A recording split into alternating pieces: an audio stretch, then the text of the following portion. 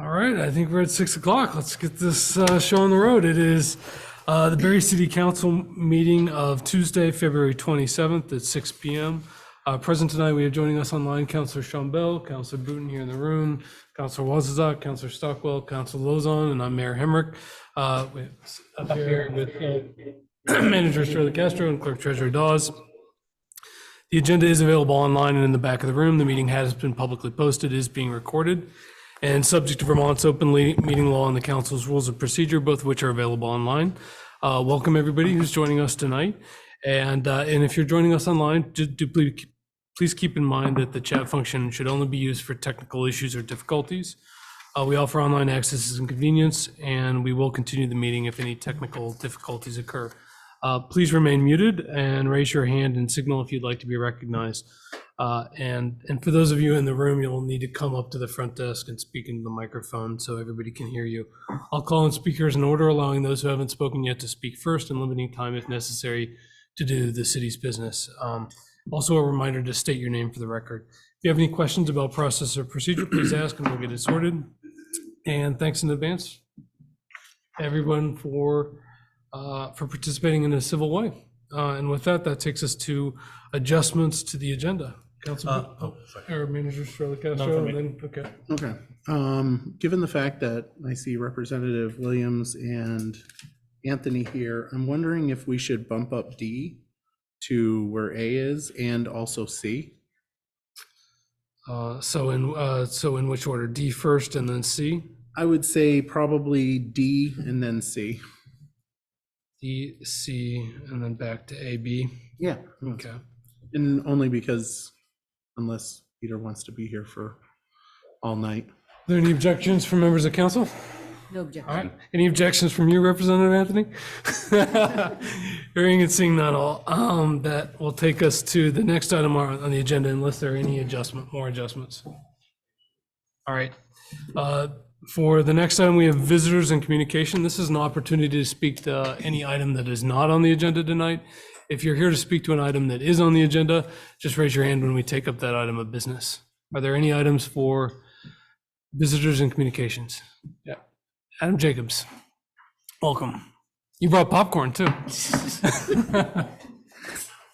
Always a nice snack while you're taking it in.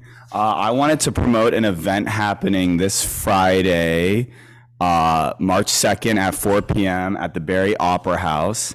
It's a play called My Father's Dragon. These are some advertisements made by the kids. It's a whimsical tale about a boy who goes in search of trying to rescue a dragon who's being held captive by other animals to set him free. It's a little bit like Free Willy meets James Bond. It's put on by the Barre Opera House, directed by Katie Gilmartin with help from me, as well as high school students at Spalding, Montpelier, and U32. It's starring various students from ages K through 6th grade, including Max and Sunny Storella Castro. So it is the place to be at 4 p.m. on a Friday, March 2nd at the Barre Opera House. Tickets are by donation. Thanks. Hope you can come. I think Friday's the 1st. Oh, March 1st. Thank you. Friday, March 1st. Thank you for that correction. Thank you. Thanks. Any other items for visitors and communication? Tracy Lewis.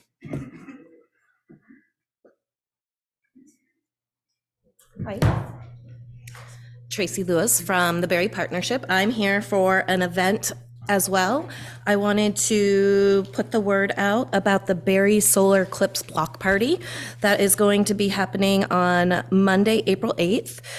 The eclipse begins at 2:14, 3:26 for the total eclipse, and it'll darken for 3 hours. And so we're the partnership and Barre is working on an eclipse party in the back of City Hall Park. It'll be between Prospect Street and Depot Square. We're going to have a DJ. We're going to have food vendors.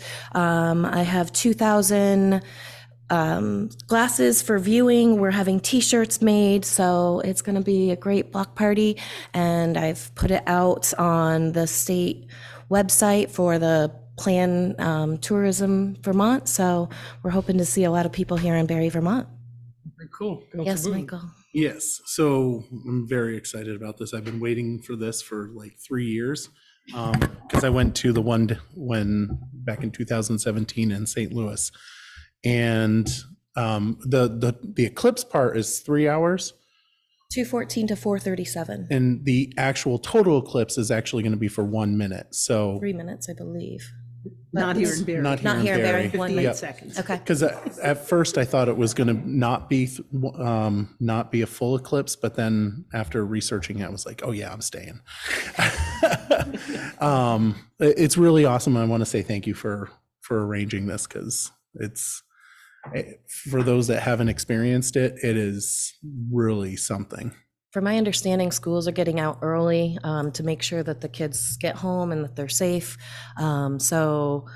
And from talking with the tourism and for the state of Vermont, there's hundreds of thousands of people expected to be here in Vermont. So I heard a rumor that 25,000 are expected here in Barre. So I don't know where that rumor came from, but we'll be ready, I guess. And there will be plenty of time after the eclipse is over to still file your nominating petitions by 5 o'clock in my office, which is the deadline for the May 14th The election. clerk will still be working, so that's 25,000 That's a number I heard. in Barre. In Barre, that's what I Nicholas, heard. did you hear that? I heard If that. we charge them each $50, budget problem is solved. The first toll booth goes up for the eclipse. Maybe that's why Nicholas asked to meet this week, so. It's a once in a lifetime event.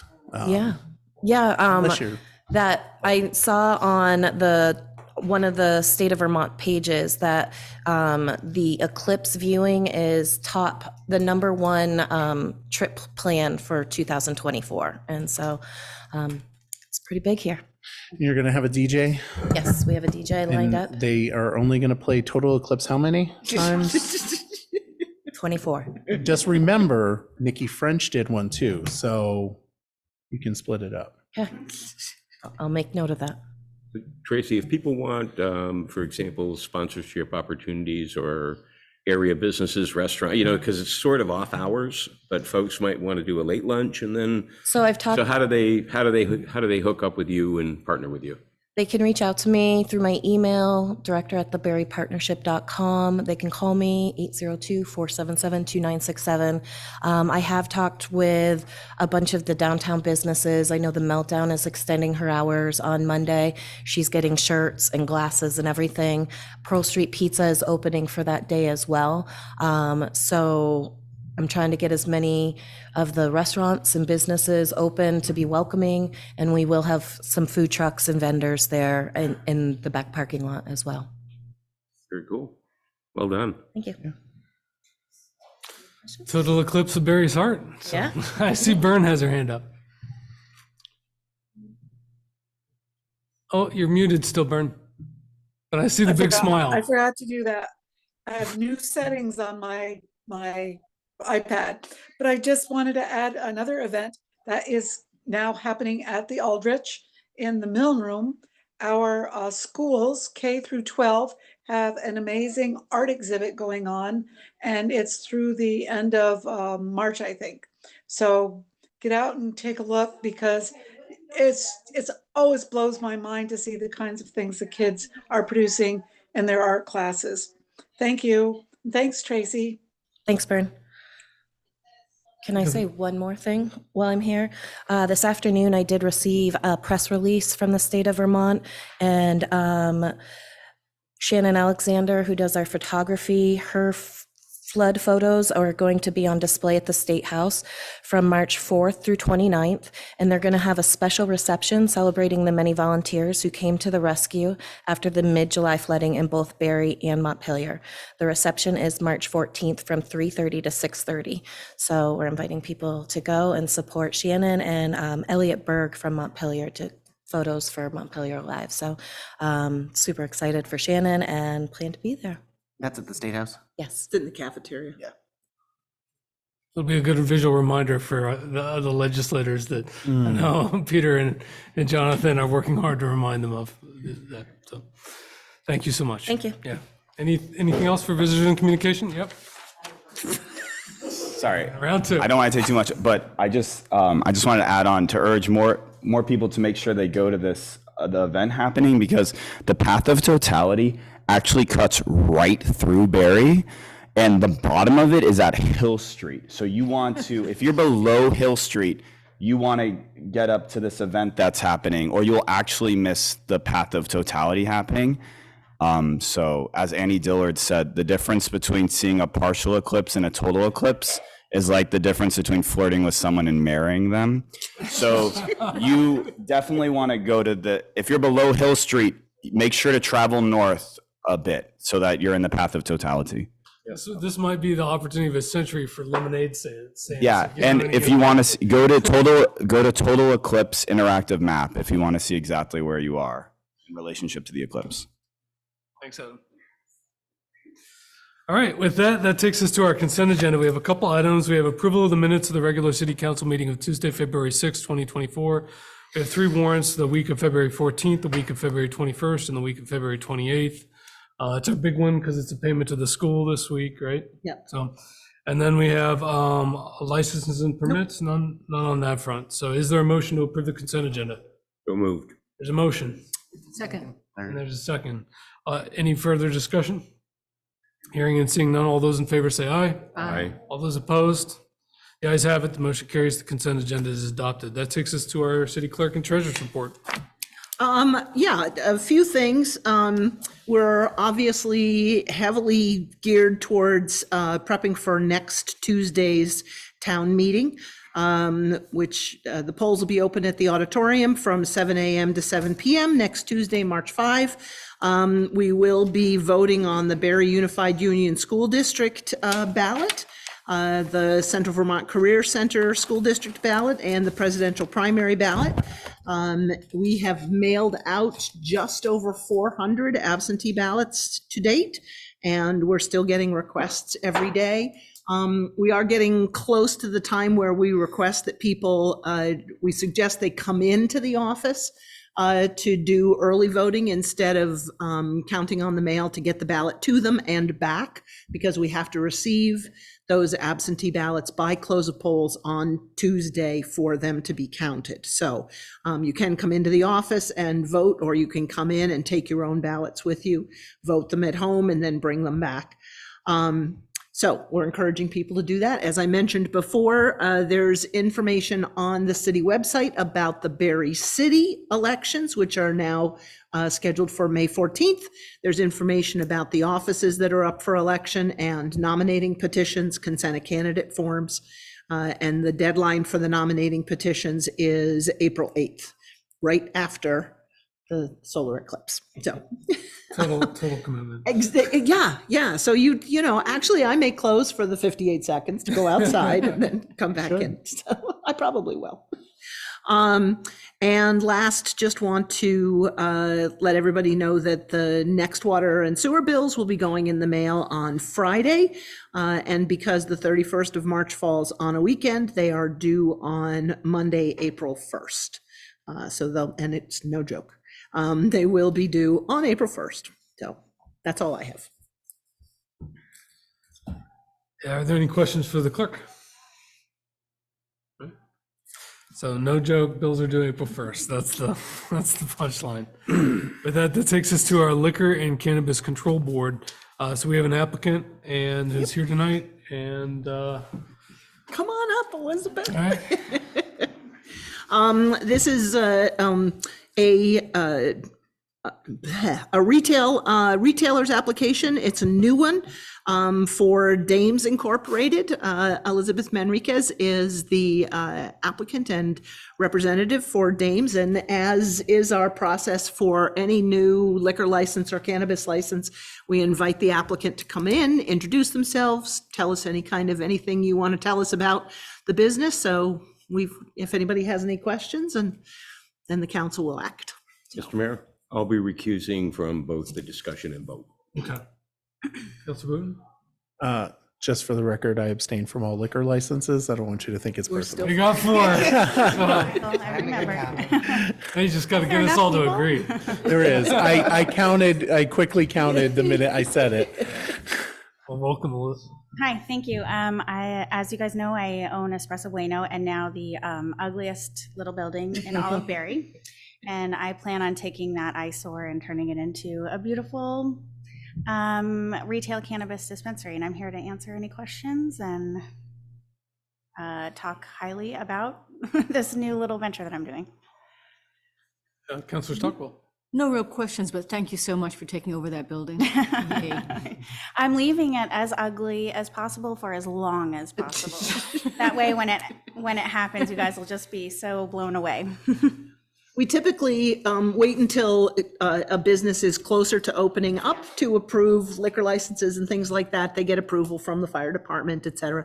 But because of the laws associated with cannabis licenses, when they're presented to us, we have to act within 60 days.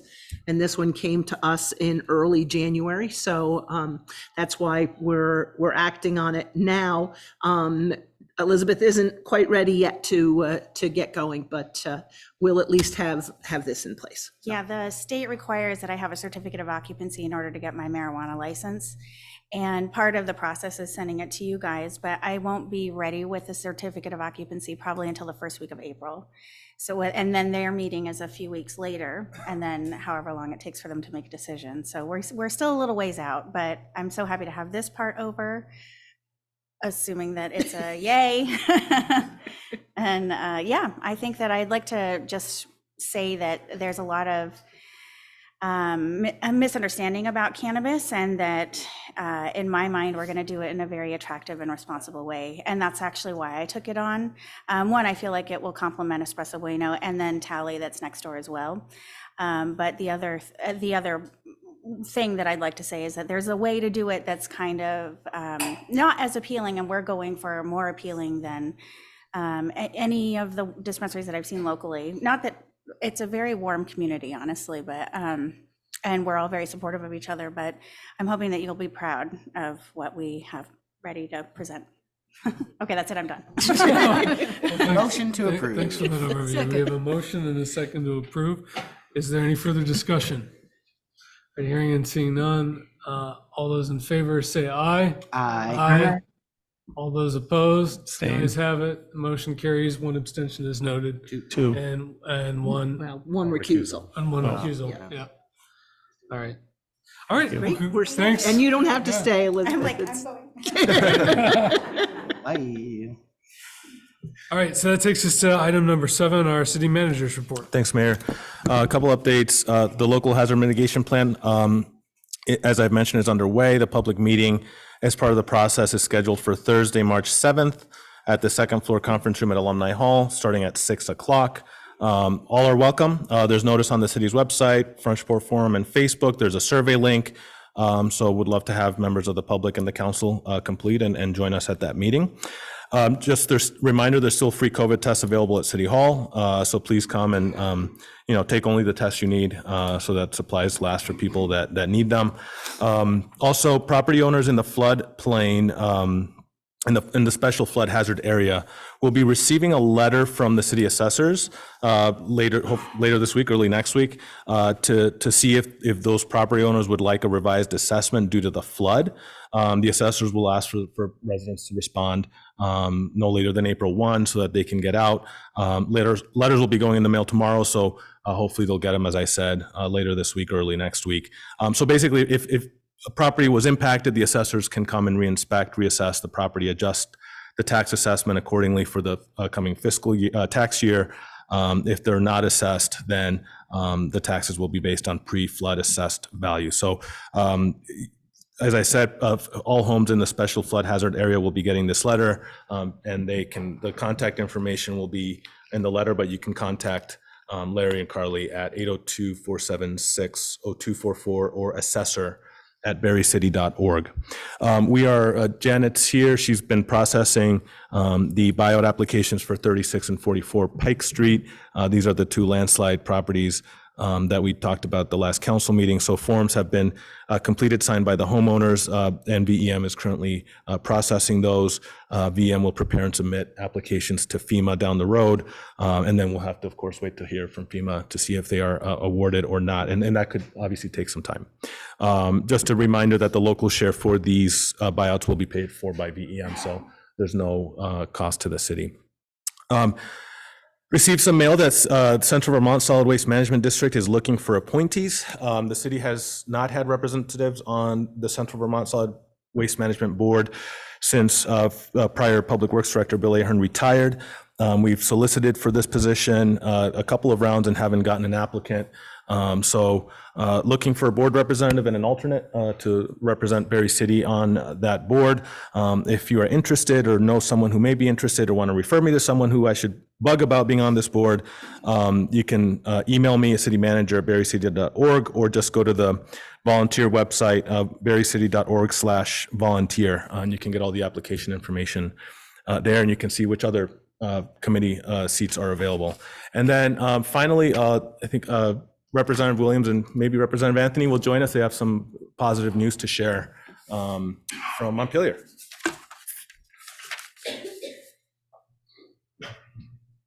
Good evening, esteemed city councilors, and Nicholas, thank you. I just got back from the State House. We just got back from the State House. And as you know, there have been ongoing discussions in the Budget Adjustment Act for fiscal year 2024. And there is a committee of conference between the House and the Senate on some distinctions between the two bodies'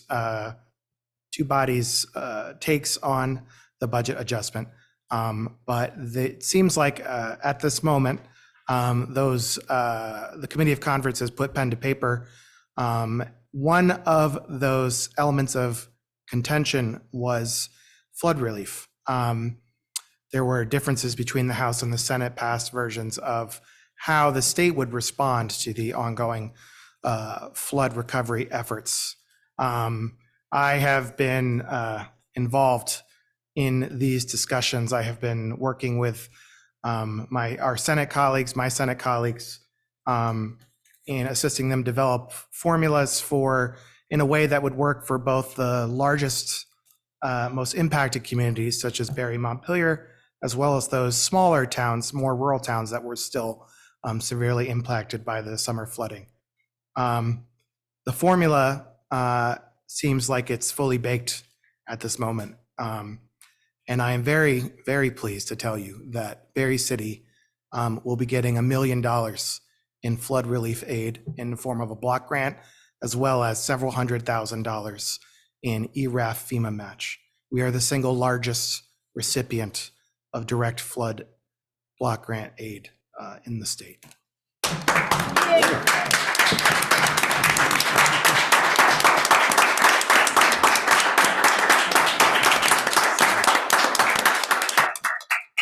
Collect your roses, Representative. It's been a long, excuse me. It's been a difficult couple of months. It's been a difficult year, as you all well know. But it's an honor to serve this community. Thank you.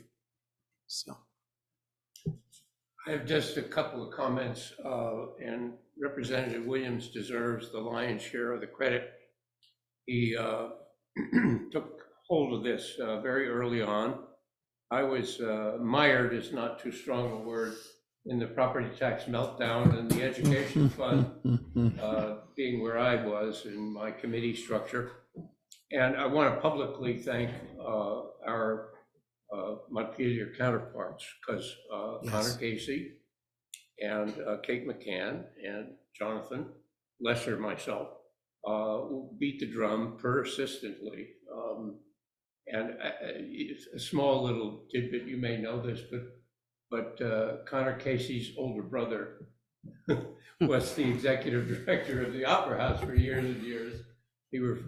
Dan refers to his younger brother as my little brother. Anyway, they were very instrumental, helped immensely, as did the Senate delegation, I have to tell you. absolutely. Andy Perchik in particular. And the formula was a contentious point. Anytime you have a pot of money and have to divide it, you have to design a formula that will pass both the straight face test as well as the political realities. And so Jonathan worked very hard on that. The Joint Fiscal Office and personnel worked on that. We were back and forth a couple of times when it seemed to implode, but we stayed the course, and so we're very happy it worked out. But it was a team effort. We have to thank our counterparts in Montpelier too, being the two major communities that were impacted on July 10th and 11th. So thank you very much. We're happy to have delivered. Any questions? No? Council Booth? Yeah, I do want to say thank you regarding the school education portion of it, because I remember reaching out to you saying, don't get rid of the cap. But had you not gotten rid of the cap, it would have cost a taxpayer around $1,000 for just the education portion alone. If you owned like a $200,000 house. And yeah, that would have been really difficult to swallow. Well, thank you. That's still a work in progress. You probably know. Yeah. Be with this for 3 weeks or so until that's straightened out. And Yeah. if I may, I just wanted to share that the legislature knows that this is not a one and done issue. This is a multi-year effort. And now we are moving on to the FY25 budget discussions. And we will continue to detail the need of all the flood impacted communities and especially Barre. And I would echo my colleagues' gratitude to the Senate, especially Senator Perchlik, in this work. It was a lot of negotiations and a lot of number crunching. So. No, thanks. That's tremendous.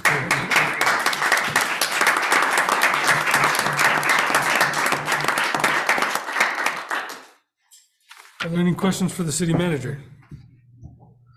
One question on the asking, are the letters going out for assessment? It probably feels a little non-intuitive for people to get a letter asking if they want to get a more recent assessment. Right. And is the reason that somebody might want to say yes to that? Yes. Oh, sorry, I'm sorry. Okay. Because they would be able to shrink the ratio for substantial damage, so that if they were to be reassessed, that might positively affect their substantial damage categorization. It could. I mean, that's not the. And I'm sorry to have cut you off, but that could help somebody with that. The real value here is their taxes, right? That if their homes are assessed at pre-flood value, their homes were impacted by the flood, their homes are worth less now. So they will pay less taxes if their homes are reassessed more quickly, but it will also have a tangential impact on substantial damage. Yeah. Okay, but retroactively or only forward? I don't.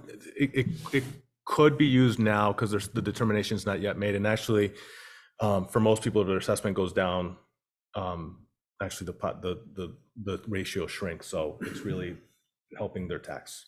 Okay, all right. Purpose, So it's mostly, it's really not first. No. Okay, No. got it. No, it could impact it, but it's the real purpose is here is to help people. If your home has been damaged, it has less assessed value, and so you should be paying taxes based on that lower assessed value. Yeah. And this is a double-edged sword for the city, because we've been fighting really hard for funding because we're worried about the revenues. At the same time, we don't think we should be making that revenue off the backs of people whose homes are not worth what they once were. So, Right. Yeah.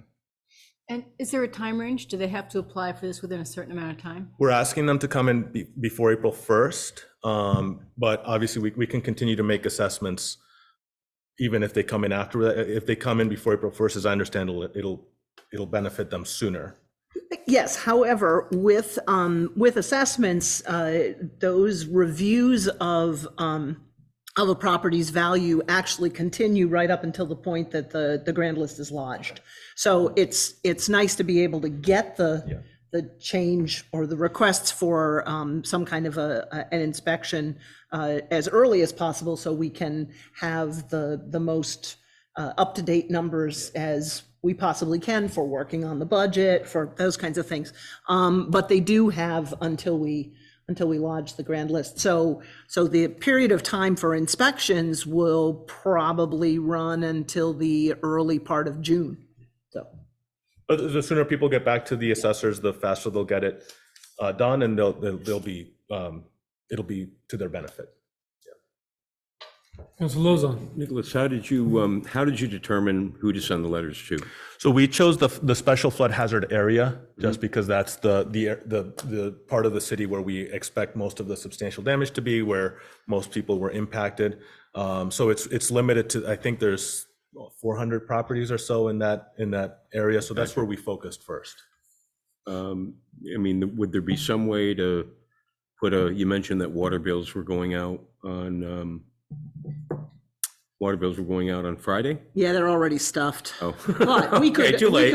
we could. Well, I mean, I certainly- just wanted to make sure people understand that even if you don't get a letter, that does not preclude you from Correct. calling the assessor and saying, you know, you may, because there are properties landslide properties that are not in the special flood hazard area that certainly were impacted. So I just wanted to make sure that folks understand that's always your right. Correct. And Visit with the assessor. absolutely right, Council Lozon. And I know that Carly and Larry are working off of, they've prioritized that a lot of the flood damage.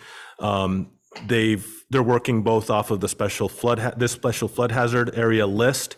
They've also been working off prospective buyout lists, which And the the landslide abatement lists. and the abatement list, which So- those properties are on. So hopefully they're capturing the hardest hit folks. This is just to get cast a little bit wider net.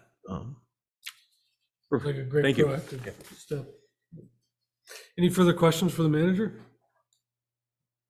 All right, hearing and seeing none, that takes us to our first item of new business, which we're going to talk about the trestle alternatives, which was a pretty meaty item in the council packet. 300 pages plus. Yeah, so thanks, Mayor. There was no memo for this, but the council packet memo had a sort of let you know what we're hoping to talk about. Included the draft report from the Agency of Transportation regarding alternatives.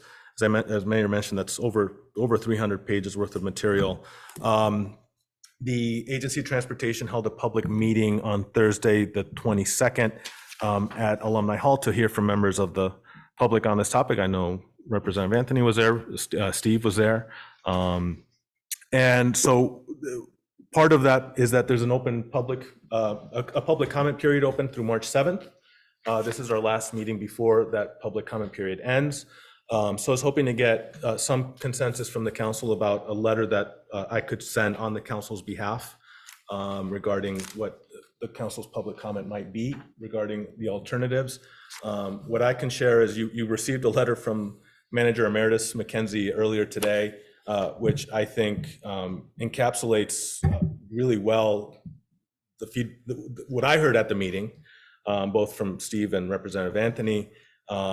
We were represented at the meeting. I was listening with Brian Baker, and we had Donnell Dexter, our foreman from DPW, present. And I know he agrees with the assessments as well, but we're really, we believe at the staff level, and I think it was validated by the public comment, that an old bridge with speculative use in the future serves no value and actually creates risk for many neighborhoods. And it's a risk that many people like Representative Anthony lived through in July. So what I heard at the meeting was there seemed to be consensus from the public comment about removing the trestle period. And certainly the least dangerous option of retaining the trestle at $4 million didn't seem like a very good use of public money. And so if there was consensus on the council about what public comment might be from this body, I'd happily draft a letter and submit it by March 7th. So that was really the purpose of this agenda item, to see if you would like me to write a letter on your behalf with any particular for AOT to consider. And before opening up for deliberation, I think just it'd be good to hear from Representative Anthony at the microphone. Yeah. I just, Councilor Deering was there as well, and so he could weigh in. I wanted to thank the public. It was one of the best public hearings that I can remember being well populated by almost entirely city folk. I think they spoke, as the manager has intimated, very clearly that there didn't seem to be any verifiable value to retaining it. There was lots of hearsay. And with that, I'd like Steve to give his summary of it first, and then I'll have a couple of concluding comments. Thanks. Sure. I apologize that the letter I put together only went out, I think, shortly after noontime. So I understand a lot of you maybe didn't have a chance to read it. And I'd be happy to, the bottom line is that I lived the history of the bridge for 12 years, Peter for most of his tenure in Barre probably, and have been on record for over a dozen years that this, at least at that time, it was the city's position that the bridge should be removed. It's functionally obsolete.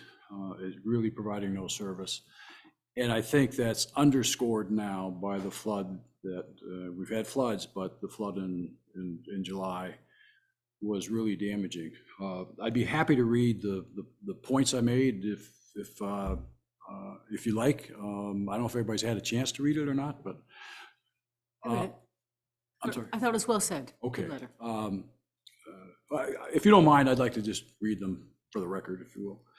So my recommendation is that the city take the position that the recommended alternative 3, which is a new span bridge with what they call a free flow model, 1 pier, that alternative be rejected, and that their alternative 6, the removal of the bridge and the bad abutment, be taken, so that there's nothing left in the river.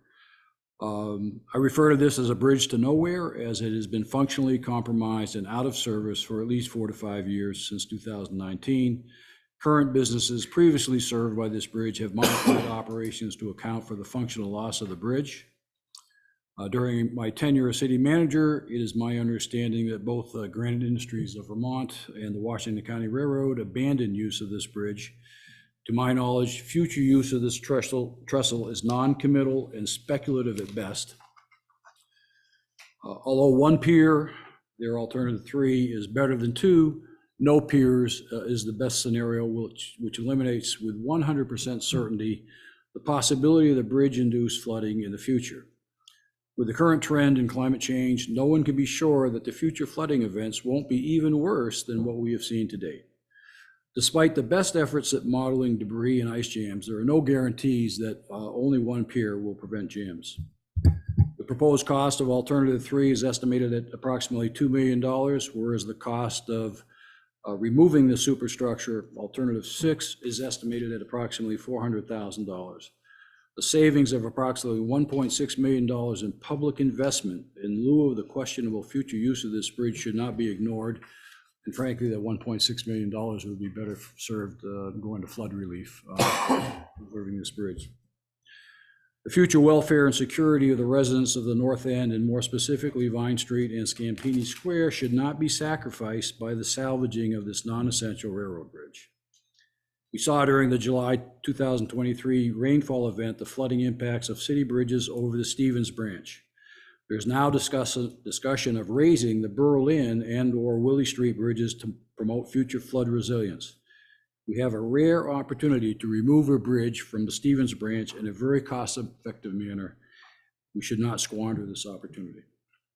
So that's my argument for removal. Thank you, Stephen. I'm trying to remember the difference between alternative 5 and alternative 6 was that 6 removed the center pier and 5 left the center pier? No, alternative 5 and 6 both were removal, but alternative 6 removed the abutment. Oh, okay. That cost another 200,000. something like that. And who pays for the? I think it's under brick right now. I think it would be a FEMA hazard mitigation. Yeah, I'm a little bit unclear because I thought there was some mention of a possible city share. Yeah. So I'm not exactly sure, but that's a share of $400,000 is a lot better than a share of 1.6 million. So, And I'll leave a copy of this for the record. My understanding is in order to be eligible for the next step, which is participation at the federal level in a railroad project, as it happens, there had to be this process, there had to be findings, there had to be a consultant, and there had to be buy-in of one of the favored alternatives by the municipality, which has now all happened. The final step is a cost-benefit analysis that is deliverable to us by, I believe, the middle of April. So there's one final unveiling, if you will, of the cost-benefit analysis. And to that end, I early on in my participation, I was surprised to find out in reading the executive summary that the contractor made no presentation that they were speaking to the flood risk of any of the alternatives. And I thought to myself, what? The name of the grant is a resiliency grant. How can you not speak to the flood issue at hand? So I eagerly look to the cost-benefit analysis because it better take the dollar value of the risk of flooding, or it's not a proper deliverable under the aegis of a BRIC grant. So I'll be carefully scrutinizing that. Having done CB analysis, I even asked one of the participants, so what's your discount rate that you're going to apply? And the Andrea Wright is her name, said 3%. I said, okay, that's good, that works. So thank you to all the folks who came by. And as former manager McKenzie said, I don't think you're going to get too many opportunities. I have been on this for a decade, and finally, we got to a point where light seems to be at the end of the tunnel. And I think AOT agrees that Willie Street and Berlin Street are a problem. And why leave the trestle there, even if you, in the next decade, fix Willie and Berlin? Because they're dams when the river is that high. July 10th proved that to us. So thank you very much for the support. Thank you. Councilor Lozon? Well, Mr. Mayor, I think the city's unwavering position should be that the trestle be removed in entirety.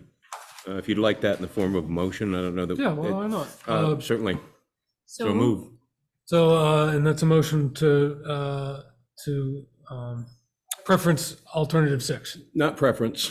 It's non-negotiable. It's Non-negotiable number 6. No one will get on, no one will get on city property to fix it. Number 6. We'll make sure of that. Removal or nothing. All right, motion and a second for number 6. Any further discussion? All right, hearing and seeing none, all those in favor say aye. Aye. All those opposed, the ayes have it. Motion carries. Good work by everyone, so thank you. Nicholas, you need to put that just in the form of a simple letter, That'll be a letter or is it to more than AOT. that?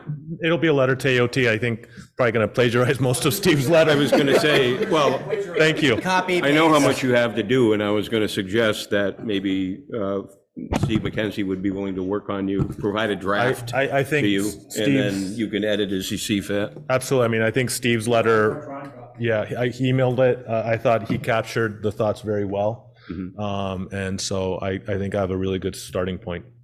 Perfect. Yeah. Thank you. Thank you.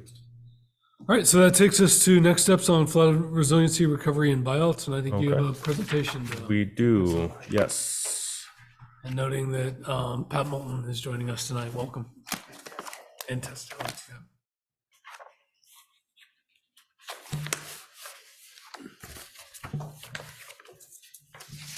Okay, and council, you And received. sorry, if you can hit the minimize. Oh, yes, yes. Yes, I can. Thank you. Okay, so I'll start working through the presentation that was in the packet. So we're coming back to you, council, as a follow-up from the public feedback process that you directed us to conduct. And so we, as you know, we hosted public forums, 4 public forums. One was a citywide meeting at the old Labor Hall, attracted about 150 individuals. We had a ward-specific meetings, Ward 1 meeting at Spalding High School, which had 32 attendees, a Ward 2 meeting at the Brook Street School with 45 attendees, and a Ward 3 meeting at the Mutua with 62 attendees. The team had also worked on a survey that was posted on the city website. And that attracted 142 responses. We had canvassing done. We set up a specific email where folks can send public comments. So we engaged in a good process. I thought I know all of you attended the meetings, and it was, I thought, really, my impression was that we attracted a lot of new faces, which I think was a great thing. A lot of people that you don't normally see at city-sponsored meetings came out and shared with us, and so I think that was a really positive outcome of this process. This is a picture here of the meeting at the Mutua. And so to get you right into the crux of it, these are results from the survey. So we had 142 responses. So who were those people? Most of them, about half of them, live on the north end, as you can see by that blue wedge there, and the vast majority live at least in Barre, that small little green wedge, as people who do not live here but have a connection. The wards were also pretty even, with a slight preference to Ward 3, which I think makes sense, having been hit so hard. And also, most of the people who responded were affected by the flooding. We asked people if they were aware of and open to North End redevelopment. And so you can see here, but I think this is not surprising, right? If you're responding to these surveys, and you've been to one of our meetings, it seems pretty logical that you'd be aware of it anyway. And most people were also open to change, right? So that blue and the red wedge is that's about 3/4 right there, more than 3/4, open to something different. We asked, this is a little bit tougher to read just because there's a lot of options here, but I think that's why I added the raw data on the side, because I thought it was quite telling. So we asked people what kind of development they would most and least like to see. And so you can see, and I think the bar graphs are helpful, but I also think the raw data on the side, it probably is easier to read. A 1+ is a single family home, a 2+ is a 2 is a multifamily home, and 3 represents apartment buildings.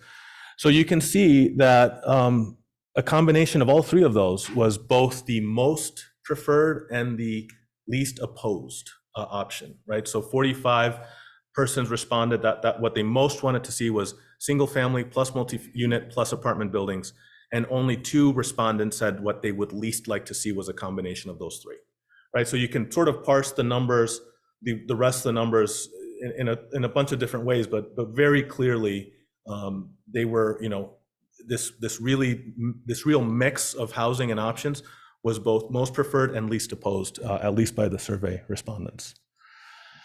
We asked about other land uses, and I think a lot of broad support for green areas and recreational use. Playing fields and gardens were the most popular option in that regard. Strong support for walking and bike paths.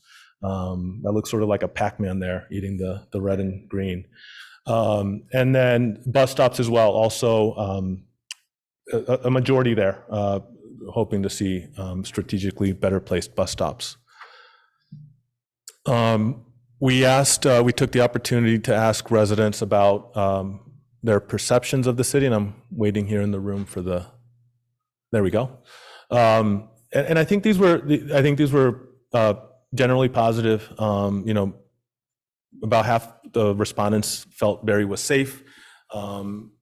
Folks thought city services were responsive, about maybe 2/3. But also some things to learn, that looks like just about a split, maybe more people disagree that the city's not very walkable, but certainly at least a split there. People are happy with parks and outdoor areas. They think they're good. They think generally that the downtown is accessible. And generally speaking, services pre and post flood were positively rated by those who responded. And then we also, I thought this was a great question, just what connects people to their neighborhood. And so there's 2 slides, I believe there's 2 slides about this, yeah. So we gave them some options, like what do you like about where you live? And really interesting here, just more than 3/4, they like the people they live around, which is great to hear, right? How terrific is that? And not, looking at this and knowing that the respondents were citywide, like that's just a great thing to know about the people we live close to. Kids like their school, also about 3/4. The bus stop's just not really a popular thing right now. That was a lot more divided. People, again, overwhelmingly thought they liked their neighborhood because it's a convenient place to live. Like this was a test term, like my people live here, just. There was some relatives, friends, yeah. People that support you, people that maybe are the ones. Your network, yeah, yeah. Grocery store if you don't drive. And then also like a very endearing response, like it's people just, they like their neighborhood because it's their home. It's a lot of people have been living here a long time, and that's all that, that's all they need, right? Like it's the place where they've lived, it's the place where they grew up. And so it was, sort of heartwarming to see some of these responses about what connects people to their neighborhood. We also collected through, and this is from a combination of notes Tess and Pat took, what were the key themes from the ward meetings. And so I just try to capture the high level ones. I know Tess and Pat can also share other ones, but I try to capture what I thought were the recurring themes. People wanted mixed use housing with services, and that includes childcare and playgrounds.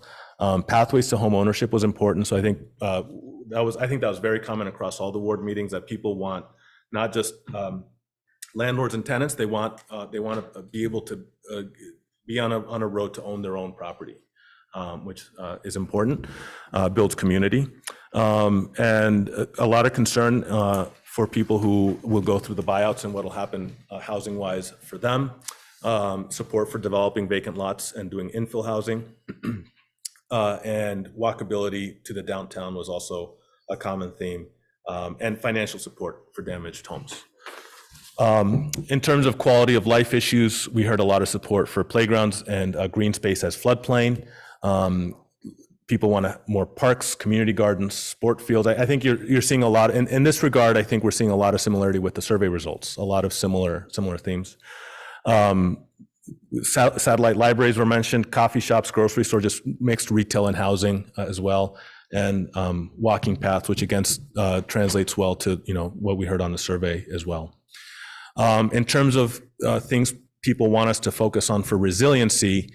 Some of the common themes from the ward meetings were fixing the low bridges, removing the trestle, which I think we all agree on that one here, creating more floodplain, upsizing culverts, and I think a very important point, working regionally with the state and other municipalities. I mean, we can do as much as we want locally, but if towns downstream of us, upstream of us don't do anything, it's really not going to help. And then removal of dams also came up quite a bit.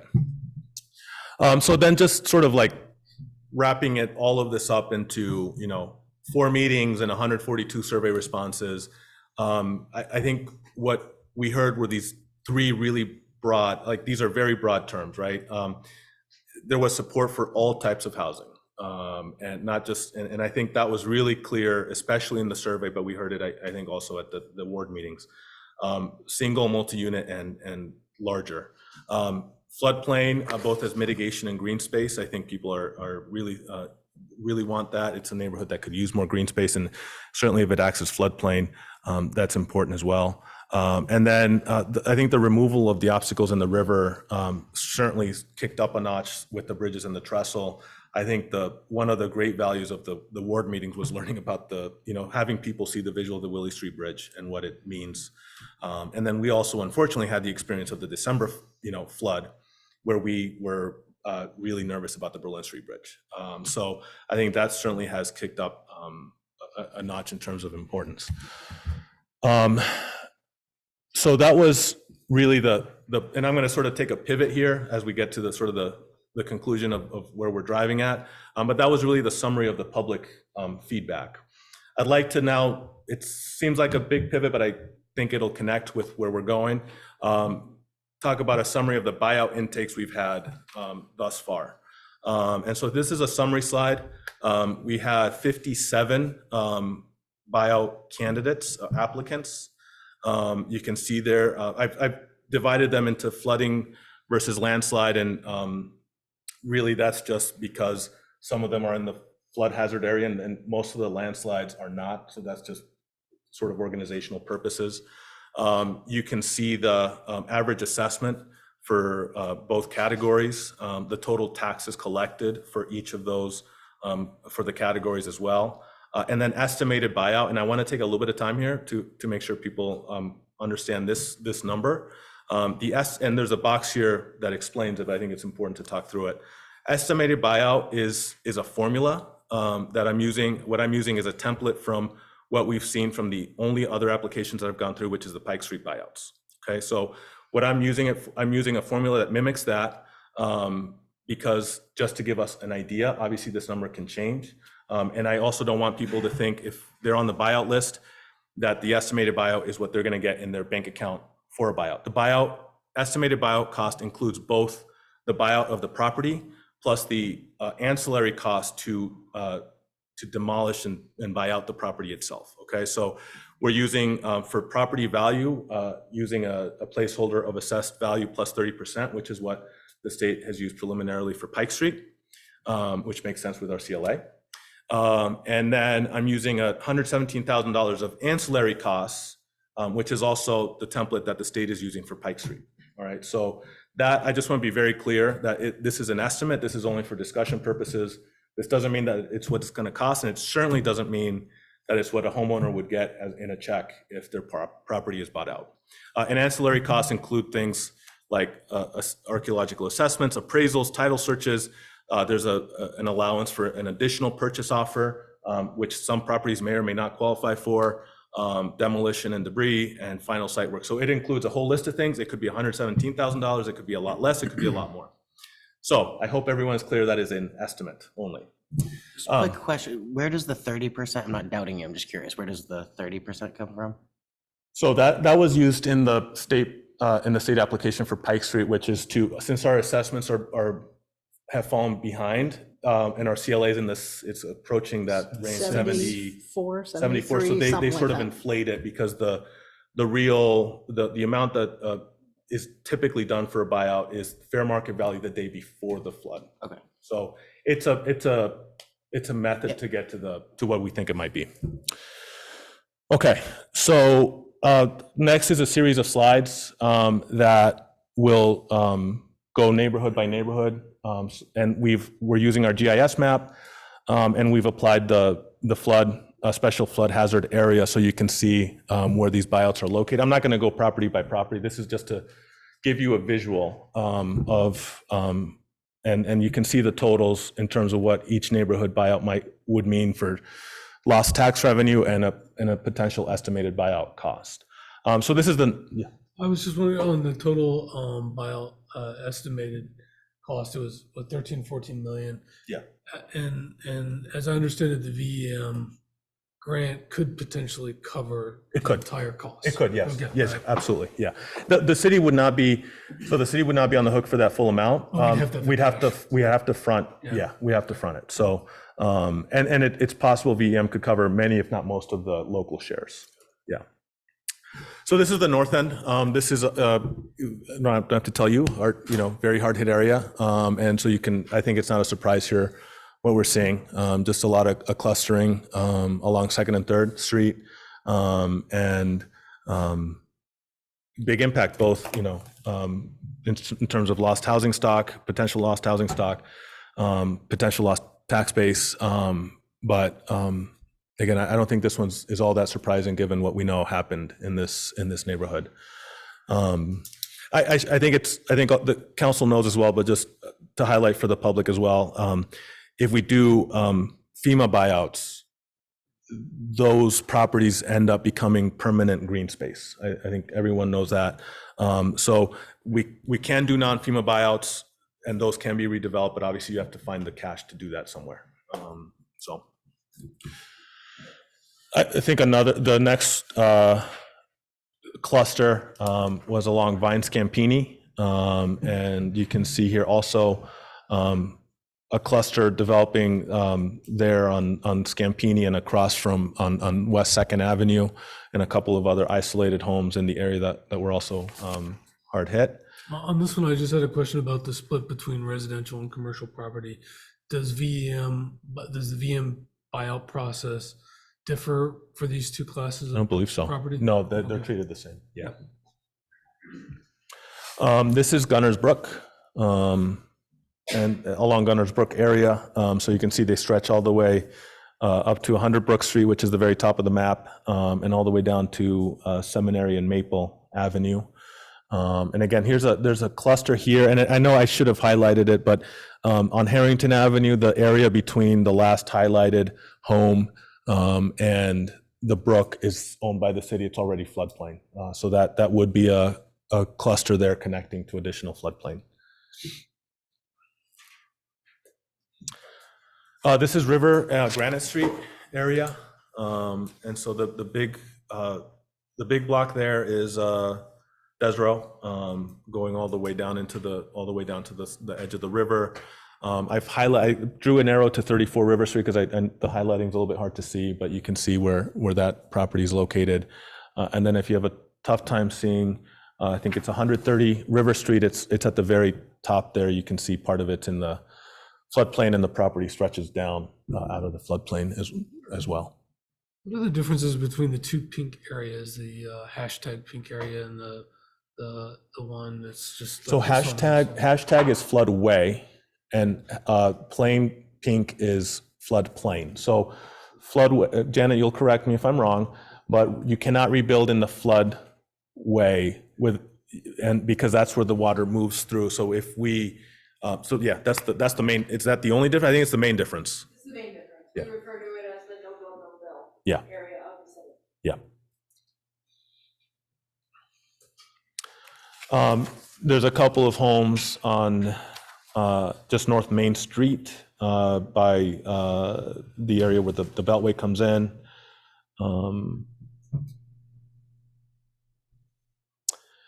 Brooklyn Street, there's a cluster right along Brooklyn Street as well. 3 homes there. And then Washington Street, there's 2 properties, 395 and 400 Washington. This was, I think this was also a culvert issue that caused a lot of the damage at this property. In fact, a culvert from Berrytown ended up in their yard. So now this is not a non-landslide buyout. This is a home on in the around Courier Park, 30 Park Street. This is also adjacent to a culvert. We have one right along Main Street here in the downtown, which is 171.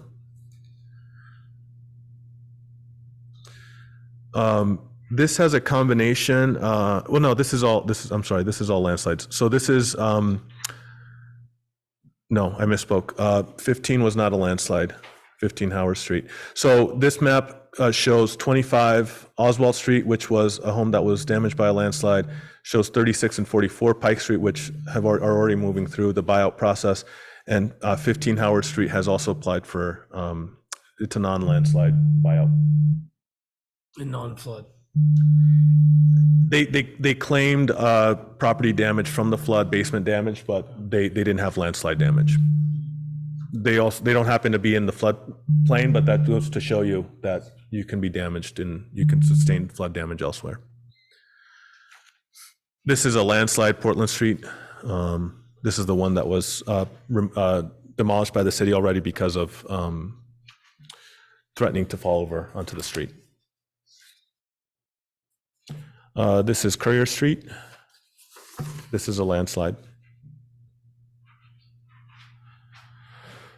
So, so just to try to connect it and bring it all back together, in terms of reimagining the North, and not just the North End, I think there's obviously other parts of the city that we need to focus on, but in the North End, what we could focus on is the mixed housing, because we have a canvas there, and we'll get to that here in a couple slides. What we tried to, with the team, which is Pat, Tess, and Councilor Stockwell as the liaison from the council, what we looked for was realistic, credible, short-term solutions. And we also looked for what we heard, which was floodplain and green space. And then in terms of, some tangible next steps on the buyouts and citywide floodplain mitigation, we're trying to strike a balance and find that right balance between both the city interests and the residents' needs, you know, and following using river science and data to come up to a rational approach that we can defend. What we have started to do is to, based on some feedback we've gotten from FEMA consultants, these are FEMA consultants the state has provided to us at no cost. They suggested, you know, there's no like national emergency management buyout prioritization plan, right? Like there's no standard for this. They said it's dependent on every community because every disaster is different, every community is different.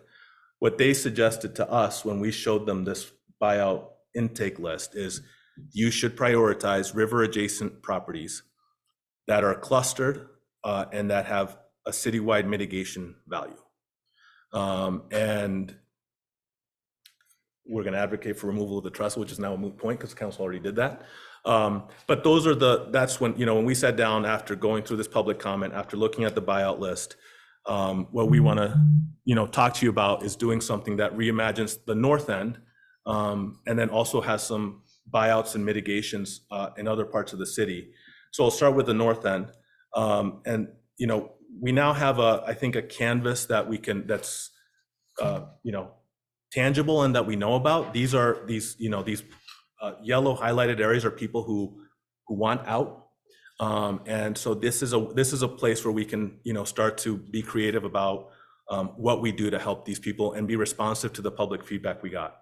So what we're, you know, suggesting that council look at is, you know, a plan that helps us build some housing and utilize some of the buyouts to, you know, be responsive to the public comment by building some floodplain and mixed use housing. So if you start at the top, we've boxed in Wabi Park. That is 0.41 acres, which happens to be the exact same size as the Seminary Street parking lot. And we received, as you know, as you all know, a proposal to build 28 to 30 units on a similarly sized parcel. Could we get 28 to 30 units there? Maybe, maybe not. But it may be valuable. That's a property, as you can tell. Also, it's not in the floodplain. It's flat. It's a property where we might be able to get similar, maybe even greater interest for building. And if because it's the same size, maybe we could get up to 30 units there. Maybe not. If you look, just on that point, I know on the draft agenda that was an agenda item, and then I've just been pulled off. Is that because we're discussing that all for an executive session? It'll be an executive session. Okay. And then if you look further, if you look at that reddish box pointing to those two squares, that's a cluster of residents who have requested a buyout. What we did here, this is just to generate thinking and ideas. We took a copy of that property. I hope the people online can see it, the mouse. The property just north of that on Beckley and 3rd, which is a 6-unit building. We took that, you can fit 2 of those into that cluster of buyouts. So theoretically, you could build possibly 6 to 12 units there, right? Again, we're being this is to generate thought and idea and concepts, right? Maybe you could, maybe you couldn't, but in theory, you could fit 2 of those same size buildings in that block of buyouts. Now, those would have to be non-FEMA buyouts, right? Because we wouldn't be able to redevelop them otherwise. And then you now have, you know, and this could grow, but you have 2 very clear clusters of right along North Main Street that could become floodplain. Are they the entire floodplain we need? Probably not, but there's certainly more floodplain than we have now. And those could be very, very logical places to relocate Wabi Park, right? We don't want to lose Wabi Park. And those could be areas where Wabi Park is relocated to. So if you're doing, just on the left of the slide there, if you're doing some housing math, you know, I'm not saying we haven't signed any paper yet, but we have a proposal for 28 to 30 units on Seminary Street. In theory, because it's the same size, you could possibly get 28 to 30 units on Wabi Playground. And based on just looking at the geography of the neighborhood, you could maybe get 12 units in that cluster, on that buyout cluster between 2nd and 3rd Streets. That could be a very credible pathway to 68 to 72 new units, right? Like that is and it's a canvas that we know we can work with because it's people who have asked to be out, right? And it's a proposal that we are currently sitting on for Seminary Street. The Wabi Park might be a shot in the dark, and maybe we could do better there, who knows? But theoretically, we could possibly be looking at 68 to 70 units if we do something along these lines, maybe more, maybe less. And then the potential to build some green space, relocate a park that a lot of people care about. I actually spoke to Mary Jane about this. They know that we're talking about this. I think they'd be really, really open to talking to us about finding a new home for that playground. And then talking about that second part of it, so we talked about sort of how you reimagine the north end. The second part of it was how do some of these buyouts translate into citywide floodplain mitigation. And we think these three areas, based on the feedback we got from the FEMA consultants about looking at properties that are adjacent to the river, that are clustered, and that have a meaningful citywide mitigation value. These are the immediate ones that stood out to us. We need to do more river science on this, but we have a cluster here on Vine Scampini is that first map, where you have Scampini Square, 2 houses on Scampini Square, and then the 3 houses behind it on Vine Street, and then a property across the street, across the river from it on West 2nd. There's also a very clear cluster on Harrington, which stretches all the way to Maple. Now, maybe you don't need to buy all the way out to Maple, but there's certainly a cluster there that could have value to expanding that floodplain. We have floodplain there that worked really well. It just wasn't big enough. It wasn't good enough for this big of an event. But now we have a cluster there that could make it more resilient for people in that part of the city. And then I think we've also seen a very clear cluster on River Granite Street as well. So we think that, one tangible next step, if there's consensus around some of these thoughts, is to prioritize these areas. We need to get river science. We need to understand if we move forward with these floodplain mitigation areas, what will that mean for people downstream of it, right? That's the answer we need, but we believe that these are the ones that we could prioritize and also start giving some, finality in the process to some people in the buyout program. So this just gives you an idea of what the mitigation, if we did the citywide mitigation in Vine Scampini, Gunners Brook, or River Granite, what it would cost us tax-wise, what the estimated buyout cost would be as well. They're big numbers. So just clarifying question on this slide. Yeah. Is this, it's 14 different requests. Is this both the north end reimagining and the buyout? This is just the floodplain. That's what I thought. Okay. Yeah, this is just the And on floodplain. these slides, I don't recall seeing these. Were these in the publicly available packet? Yes. Or- Yep. okay. Yes. Yep. So anyway, so just to tie it back, again, going back to what we heard at the public comment, support for all types of housing. We talked about a potential pathway from 68 to 72 potential new housing units, 40 to 42 of them in the north end.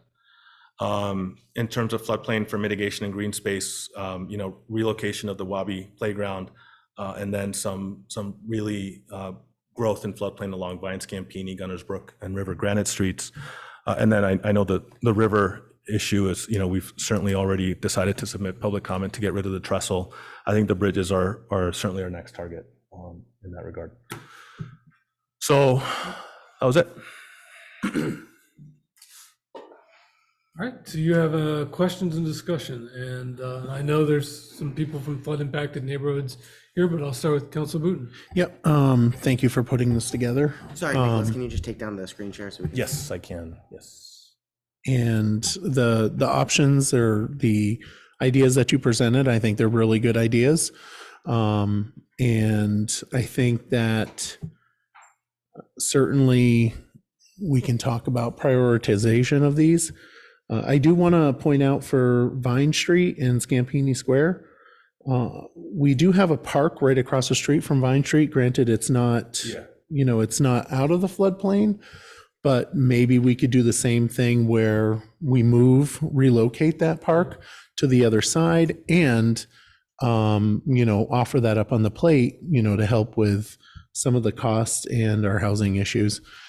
I think that's a great idea. This is a really this is a really good, solid plan. And again, thank you for bringing this back. Nick Ross?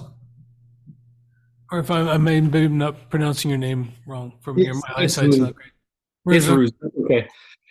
The photographs of the floodplain areas, the houses that are emblazoned in red, bold, those are the ones that you guys are exploring, not any other properties that are also listed.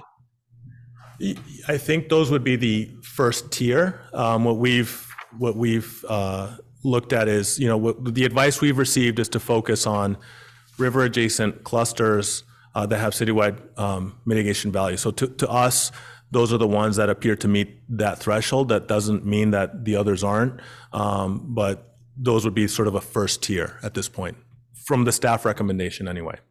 Sure. When do you guys have any idea as to when you would determine any other tiers? So I'll speak candidly. The Scampini Vine shows my property is one of the not outlined in red ones. And we're just trying to sort of weigh our options. I know, I think I've mentioned to you guys before, several of you. I mean, ultimately we're planning on probably not staying in the house anymore. We just don't feel like, I appreciate the efforts that the city is going through and the state in terms of trying to make the area more resilient. But frankly, I just don't feel comfortable being here anymore at this point. So that if the buyout's not an option, which I can appreciate, like there's fiscal responsibilities that the city needs to maintain. We just want to be able to sort of move on as quick as we can. And I know the buyout process isn't quick anyway, but having an idea as to when determinations in this tiered system that you're referencing are being made is sort of going to help us make our decision. Yeah, I mean, I think a lot of it depends on how quickly we get support on the VEM side. Certainly, this is what we work on every day. So as quickly as we can get information answers, then we're going to do it. I don't have a specific time frame now. I think the ones that we've identified now meet a threshold that we are being advised would be the important ones to focus on. I think we've also been pretty candid that, at least in my perspective, that this is the council's decision, but I don't believe we can afford, for many reasons, to make all the buyout. There's 57 buyout intakes. I just don't see a pathway to all of those happening. And so I think there's probably some very possible next tiers that would be explored. But I think I think we just have to be on this plane right now and see what these add for mitigation value, see what the city can absorb at that point, and move on. I don't have a specific time frame at this point, Nick. No, that's fine. That makes sense. Thank you. Yep. Andrea Young. Hi, thank you so much for all of this information. I appreciate getting this information. I understand that you had the FEMA consultants that came in and gave you those recommendations, but they sound like they're mostly related to people who are impacted by flood damages. What was their advice for folks who are in situations similar to mine, where we weren't necessarily impacted by the flood? We don't live on, I guess I live on a river, but I don't live on the riverbank. What were their recommendations for determining the landslide opportunities for buyout? So we've talked to these FEMA, and I know the word consultant is sometimes, they're like FEMA experts. I should call them FEMA experts. We've talked to these FEMA experts about all of our buyouts. We talked about the whole list of them, and they've recommended that we focus on the flooding side and we focus on those three categories. So we didn't, when we talk to them, we don't, I segregated for sort of my informational purposes. But when we talk to these folks who know FEMA well and who worked in disaster management, they say, look at them as a whole. And that's what we did when they gave us advice as well. Sorry, I have a follow-up question. It's completely related. Is there a timeline on the hazard mitigation? Because they're not really FEMA buyouts, right? They're state of Vermont hazard mitigation buyouts. Yeah, or at least mine is not a FEMA buyout, right? Like, yeah, they're both types included. Yeah. Okay, and is there a timeline for when those decisions have to be made before that is no longer an option? Right, like, does FEMA have timelines of if you need to make this decision within X amount of time after the disaster occurred? I'm not aware, I'm looking at Pat, I'm not aware of a specific timeline on those. No, and the hazard mitigation funding isn't gonna be available till the end of this calendar Yeah, year. yeah, So it'll be a while. yeah, And there is no real deadline. yeah, as I understand either. Okay, and are you including in your consideration for this tiered approach whether or not people are able to live in the property or not? Because I'm aware that some people are like, I can live here, but I don't, it's not habitable long term, or the flooding keeps occurring. Are you considering those, whether they're occupiable, livable, as part of that equation? Right now, the categories that we've been recommended are those that I mentioned. So, which is the adjacent to the river, clustered, and have mitigation value. So those are the, without having, without there being like a national standard for how you prioritize buyouts as a municipality, we're just depending on the feedback of people who've done this before. So that's the advice they've given us. Now, we don't have to take their advice, but I'm choosing to could certainly be overruled on that, but we're listening to the experts on it at this point. Yeah, if you want to come forward. Yep. Sure. I'm Mark Christie. I own the 25 Oswald Street that got totally destroyed. So this flood resilient program, FEMA through the state, is part of landslides. It has to do with landslides. Now, I understand. I love the presentation of the downtown, North Main Street. I get all that. I get the fact that you can do a lot more utilizations with that area. As far as my dead end street, which I was king of the hill, got dethroned, but you shouldn't factor in the people that are totally wiped out by this flooding, which caused landslides. And I want to go to the fact that I brought to the city public works department many years, and my neighbor too, that the drainage on that railroad bed has been bad for many years. The culverts are not good. There's a stream that runs between me and my neighbor's house, a little stream.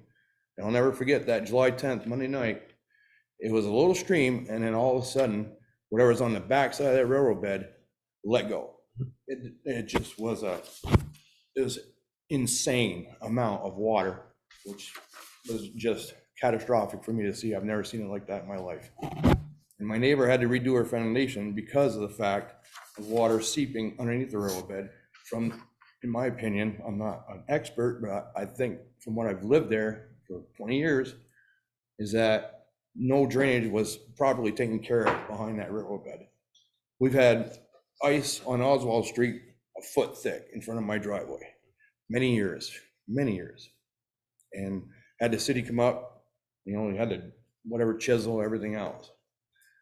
And I love that property. I loved where I lived. I loved having family up there, friends, barbecue, cornhole, and that I'll never forget. After that Tuesday morning, cleaning out a city drain from that stream, me and my neighbor trying to get the water to go into the drain instead of going down the street. Got it all cleared. It was all nice. It was all good. And then I said, well, I'm going to do some yard work. I was waiting for a refrigerator too. That didn't come. So anyways, I remember just going to my house and getting ready to go in, go out and do some yard work, just do my thing. And then I went for one hell of a ride. I was in that mobile home when it went down, and I tell you what, it was very, very, I still can't get over it. And I'm so fortunate that I didn't have any of my family up there, or my brother-in-law and his dog Ruger, 183 Great Dane Mastiff, or me outside, because I think it would have been the end. My car ended up next to my neighbor's house. It was brutal. And I just want to reiterate the fact that I know I'm just a little isolated situation up here. However, I gotta move on to my next chapter of life. I gotta, I want to purchase another home in Barre. I can't do that. I just can't. I got a mortgage. FEMA gave me some, but not enough to cover my mortgage. And I don't want to pay, I have to pay for mortgage until the end of my life. And that place will just sit there. That's not cool. So I have to bring that up to you. And I know, hopefully, eventually, I am part of this buyout process. Hopefully I am. Because I really need to move on. It's been pretty rough. And it's getting rougher. Thank you for sharing your experience. I recall knocking on your door when I was campaigning for mayor. Yes. And also after the flood, seeing your house Yes. smashed right up. Well, if you go on Google Maps, it's pretty bad. You can see me hauling stuff out. I mean, I walked down, there's a Google car taking pictures. It was pretty rough. And then you can just do 25 hours on the street and there I am. So. Councilor Stockwell, then Councilor I think so. Wozniak. Go ahead. I'm so sorry. I live very close to you, and I've looked at your trailer and I've looked at the land around it, and I've seen the river, which was a little tiny stream. I had a 1980, I'm sorry, I don't want to bother you. I had a 1989 when I bought it in 2003, put a new roof on it in 2011. And then in 2018, I said, I'm done repairing this thing. I'm going to upgrade. I'm going to put a new mobile home, new deck. It was beautiful. It was beautiful. It's a mobile home. I mean, it's beautiful to me because it's something I can afford. No, it was beautiful, and it's You a know? wonderful location. It's a beautiful location. Was a great location, so private. I'm so sorry. Dead end street. So I just want to bring up the fact that I understand the whole process of parks and, getting new home. I could probably buy or rent an apartment down there, I'm 57 years old. Why would I want to have another mortgage for 30 years, I really don't. I just I got to move on. I got to get to my next chapter. I got daughters and grandkids in Texas. I mean, in 3 weeks in December, I had the best time of my life. The best time in a long time.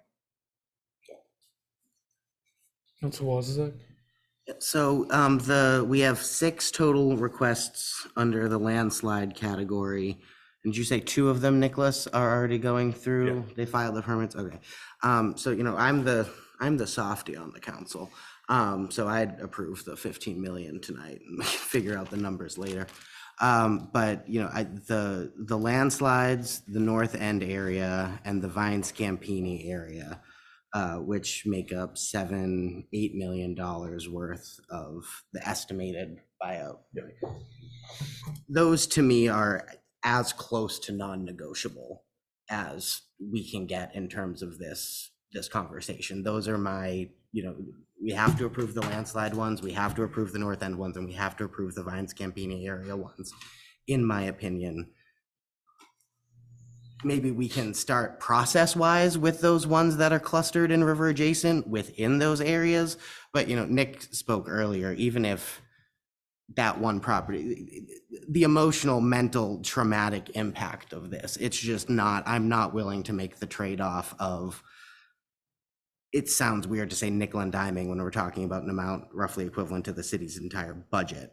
But I just wouldn't feel right denying any of the buyout request. And I'm one of 7, so this will be an ongoing conversation, but you're asking for council feedback. That's my council feedback. The North End area, the Vines Campini area, and the landslides, I'd vote tonight to approve all of those buyout requests. Did you have any questions for? Oh, no, sorry. Do you have anything else that you want to? I want to also thank the first responders. They were incredible. And the city officials and and even my family and friends have been just outstanding. But it's just not where I need to be. I need my own home. Like I've always had. Thank you. Well, thank you. Yeah. I'm of a similar mind to Councilor Wozniak, not only on the landslides, but on a much bigger set of potential buyouts. I think, climate change is happening. It's real. This is going to continue to happen. And I think we might need to get we need to get real about a vision for strategic retreat. I think starting with the floodway and potentially in more broader special flood hazard area districts, and looking at all the buyouts for willing property owners, recognizing that we may be starting with 57, but the money's not going to start flowing until the end of the calendar year. The process could take, it could be a multiple year process. Things will shift.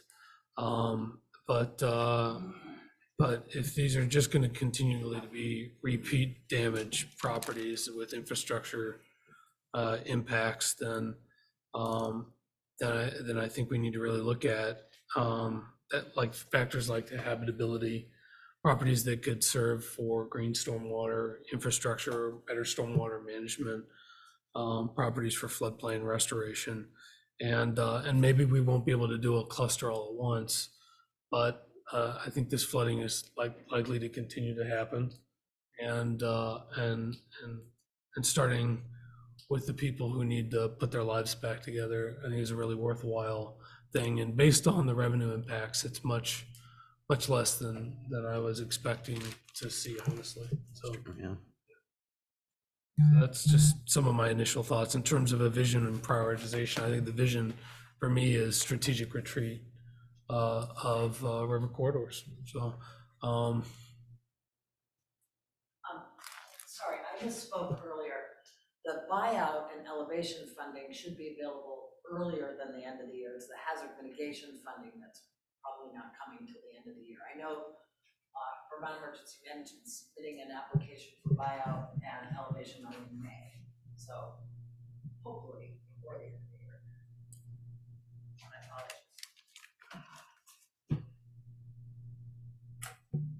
And I should also that in the flip side of that vision is that we're losing housing units, we're losing revenue, and that's where I think this council and the city staff's commitment to looking for those infill housing opportunities are going to be so important. And it's great to see that in the presentation, that the opportunity to think about, what could Wabi Playground be, or what could any city-owned land or parking lot be, like the proposal to develop a flood-ready, flood-safe apartment building like the Montpelier Transit Center in our downtown, and looking at any vacant available lots that are that don't have natural resource limitations or constraints. So I think that's a dual vision, at least how I'm thinking about it right now for me. I don't know where council is on.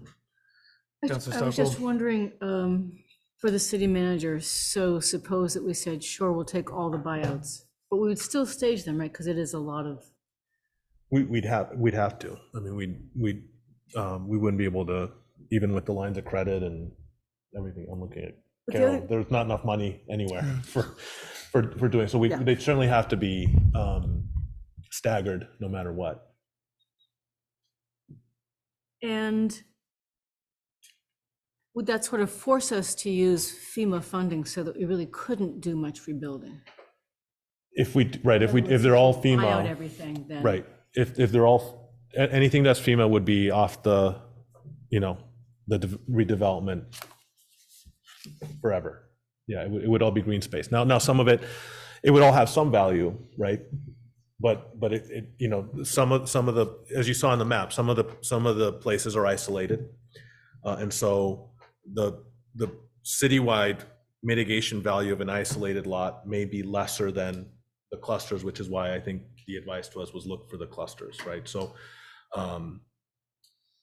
it doesn't mean that an isolated lot doesn't have a mitigation value. It's just probably minimal.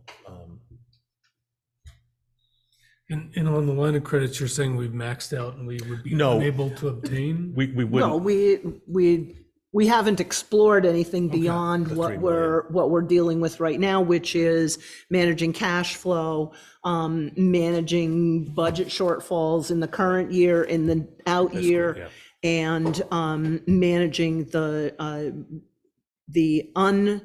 unrecoverable expenses that we can't get reimbursement for, and managing 4 the time lag in reimbursement. And it's, I think Councilor Wozniak mentioned, it's an amount the equivalent of our whole city budget.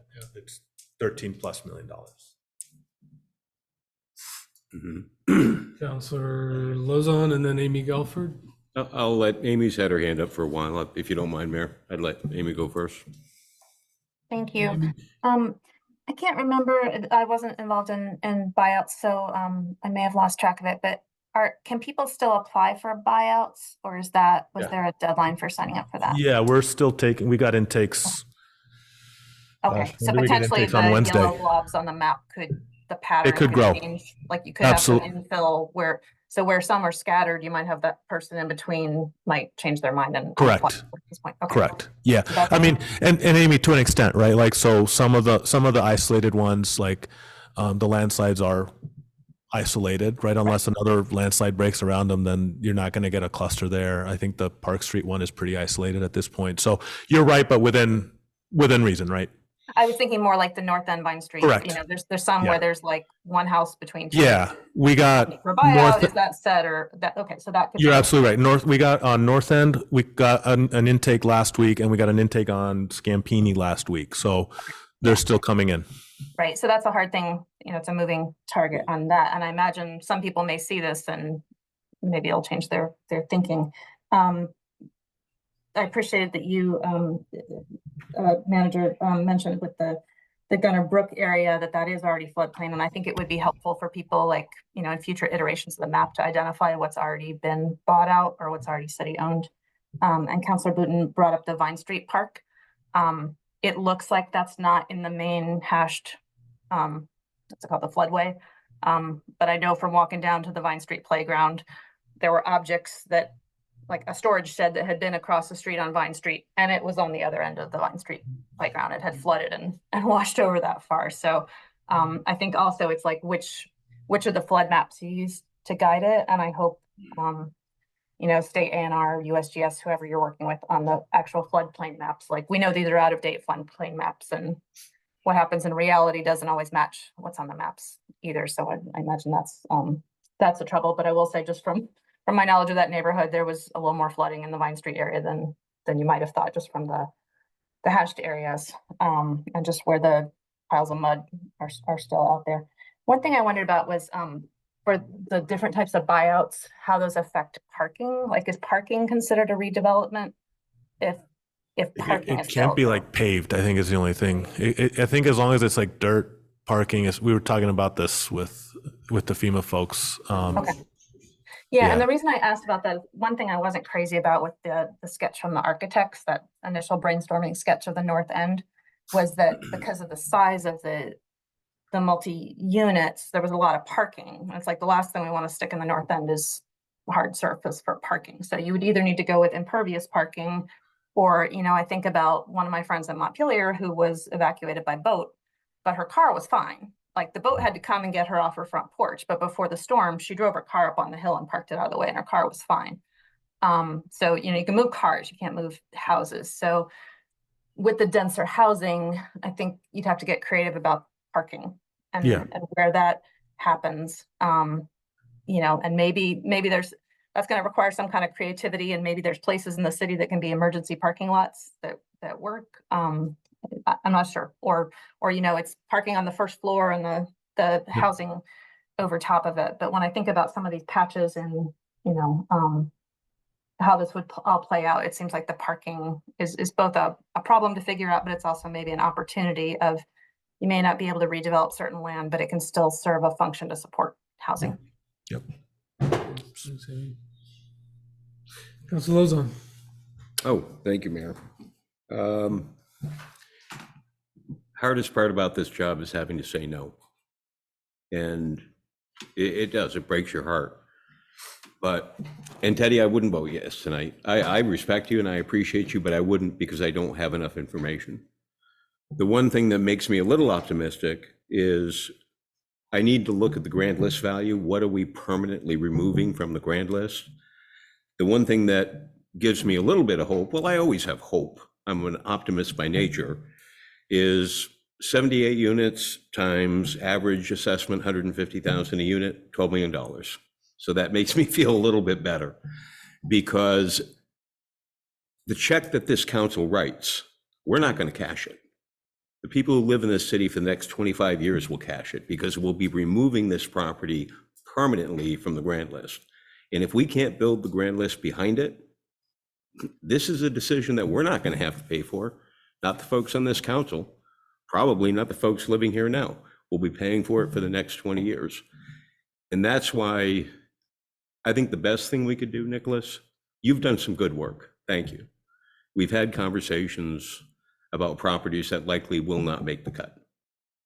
And I think the sooner, and Mr. Roos, Nick, if I'm pronouncing your name correctly, I hope, you are so gracious. I want to thank you so much. Because like you said, you just need an answer and you need to move on and make other plans. But you were so gracious about that, Nick. Thank you. Because what you're going through, I wouldn't want to go through it. So thank you very much for being so gracious. And we need to give people that opportunity to move on. There are going to be homes that aren't going to make the cut. And we need to let them know, I'm prepared to vote those. And we need to let them know quickly, and do anything else we can do, any other state, federal programs that we can do, and anything that we can do to help them. It's just not going to be the buyout program. I mean, Nicholas, you don't want to go there. I get it. You're a compassionate man. But the sooner that we can get there, I think the better it actually is for those folks. David Rue.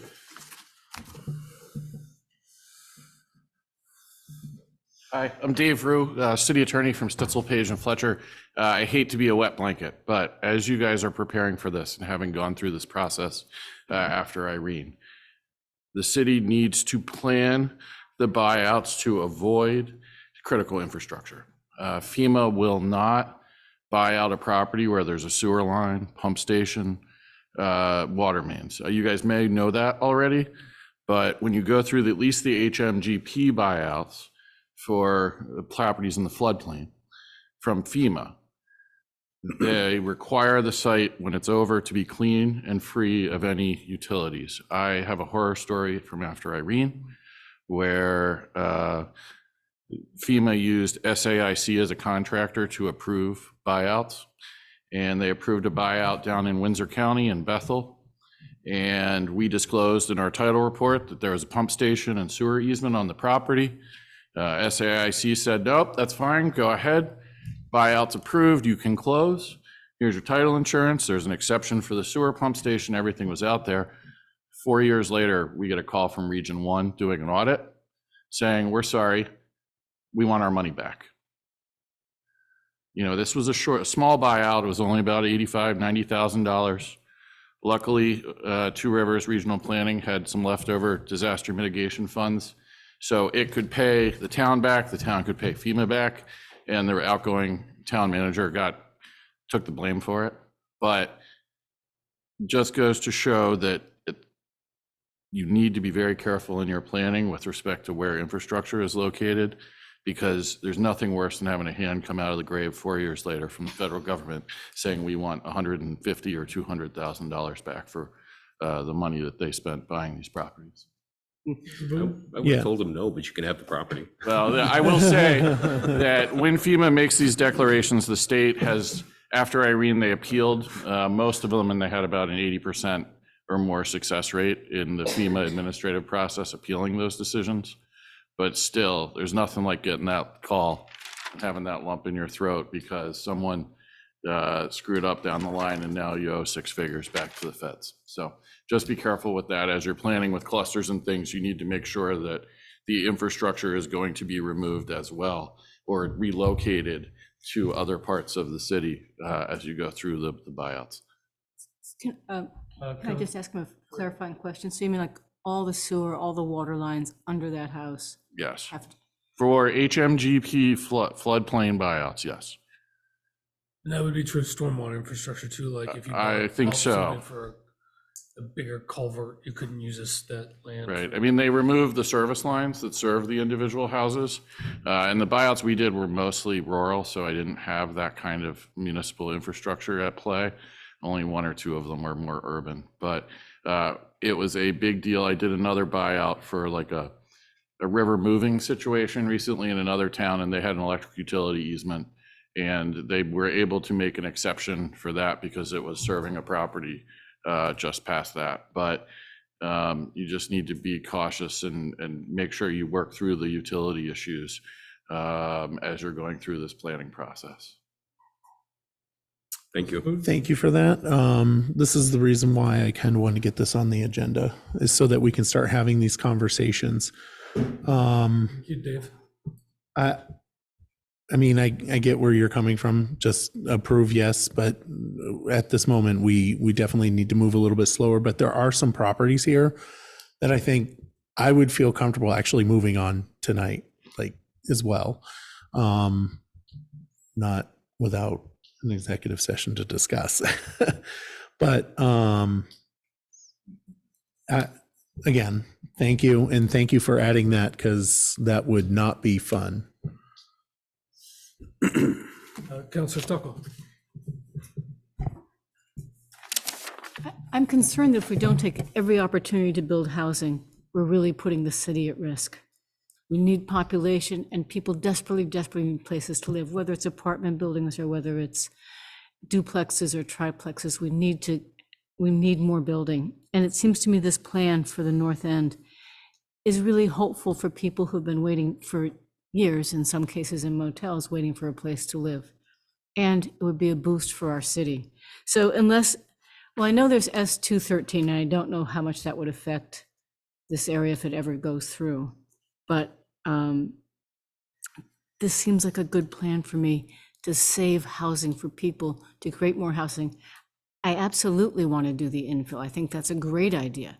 I absolutely want to develop Seminary Street, but there isn't anything we shouldn't develop for housing. And this seems to me like a great plan. I also think it would fit within the neighborhood as it exists now. It's not calling for something huge, and it's not calling for something that would be a huge cluster in one place. So I hope we still consider this, because if I were in a motel now and I heard this discussion, I would want someone to make those buildings. One thing, Councilor Lozon, you're saying that you're looking for potentially a little bit more information. Is there a way that we could get a better sense of the buyout list? You know, how many are floodplain versus special flood hazard? How many are currently meet habitability standards? How many were damaged in the past flood? How many are on the substantial damage list? How many could potentially be elevated versus demolished? And to try to get a more nuanced sense of what the other thing that, I mean, the other big question is what are feasible locations for flood mitigation? And I think of like the examples that I've heard about in Brattleboro or Northfield, where they bought out a cluster of homes, and then there's been some form of floodplain restoration. The other thing that I think is a little tricky to deal with is some of the commercial properties where there's much more grand list and economic value in play. And we haven't heard from, at least I don't recall hearing from too many business owners at the outreach events. At the outreach events, I mean, not many, yeah. Yeah, but there are quite a few commercial properties on the buyout list, like the downtown building next to the Pearl Street. Yeah, and I'll mention, I reached out to all the individuals on the buyout list this past week to, because many of them have been on this intake list for a while. Are you still interested, right?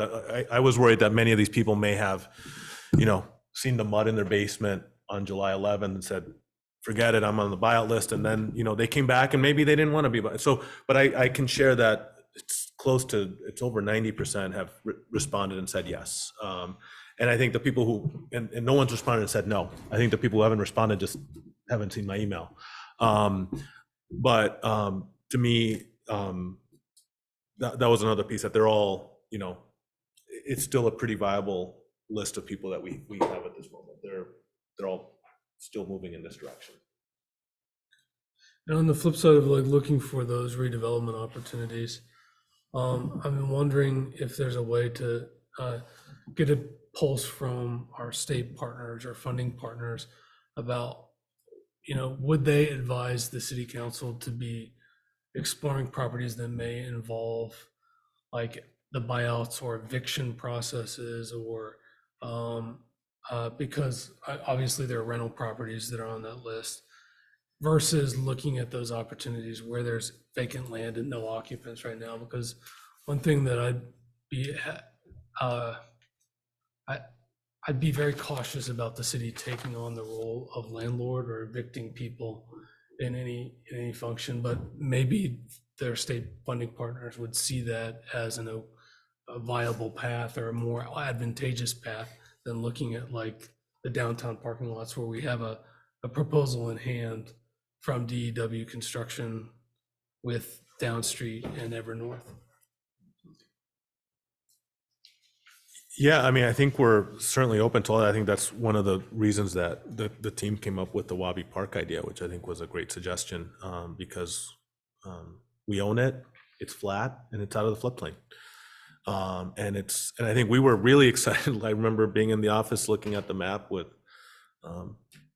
the team, and when we realized it's the exact same size as the Seminary Street lot, right? And so all of a sudden, and all of a sudden we start thinking, could this be another 28 to 30 units? And I think the Vine Street idea was great. And I know Amy mentioned that Vine Street was hit hard, but that also happens to be an area where we have a cluster to build floodplain. So that could change the dynamics on that particular lot. And that could become housing where, somebody wants to be bought out, could become a playground, right? So I think those are all, I think it would have been difficult before the flood to think about using our playgrounds to redevelop. I think we've obviously had a very difficult learning experience in that.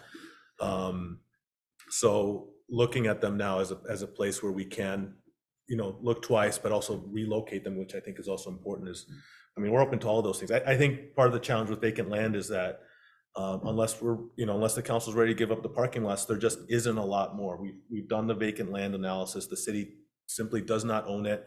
The ones we own are these playgrounds, which one of them is on, under consideration now. The other one was suggested tonight, which I thought was a great idea. Beyond that, it gets trickier and trickier, right? To find a place to do that, unless we're ready to make trade-offs on parking, which some people may be ready to do. And just to follow up, so the image that you showed 2 6-unit buildings. Yeah. On where there's existing cluster, homes yeah. and people interested in buyouts. Yeah. And so in those cases, we would be buying it out, but we would not be using FEMA Non-FEMA, correct. buyout. Yeah. That way that there could be redeveloped. Correct. And like would be the timeline of that versus like Wabi Park? Yeah, well, I think Wabi Park could be probably faster, because we could, if the council is ready for us to do a letter of interest on Wabi Park, I'm sure Tess can redraft the LOI and to get it out tomorrow, really. Moved.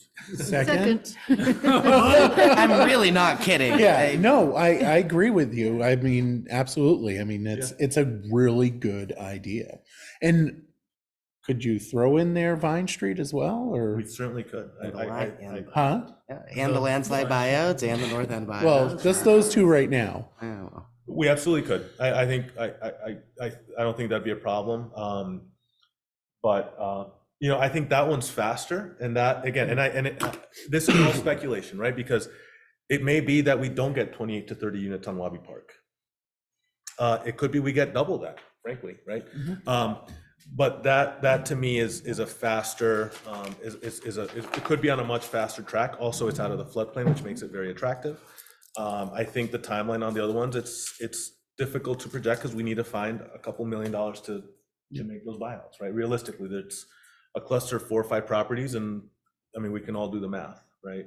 So we have to find that somewhere. So is that a friendly amendment? So Carol, do you have enough, or do you? No, I don't have anything. And staff supports this of the motion to move forward on at least Wabi Park, but not the Vine Street Playground.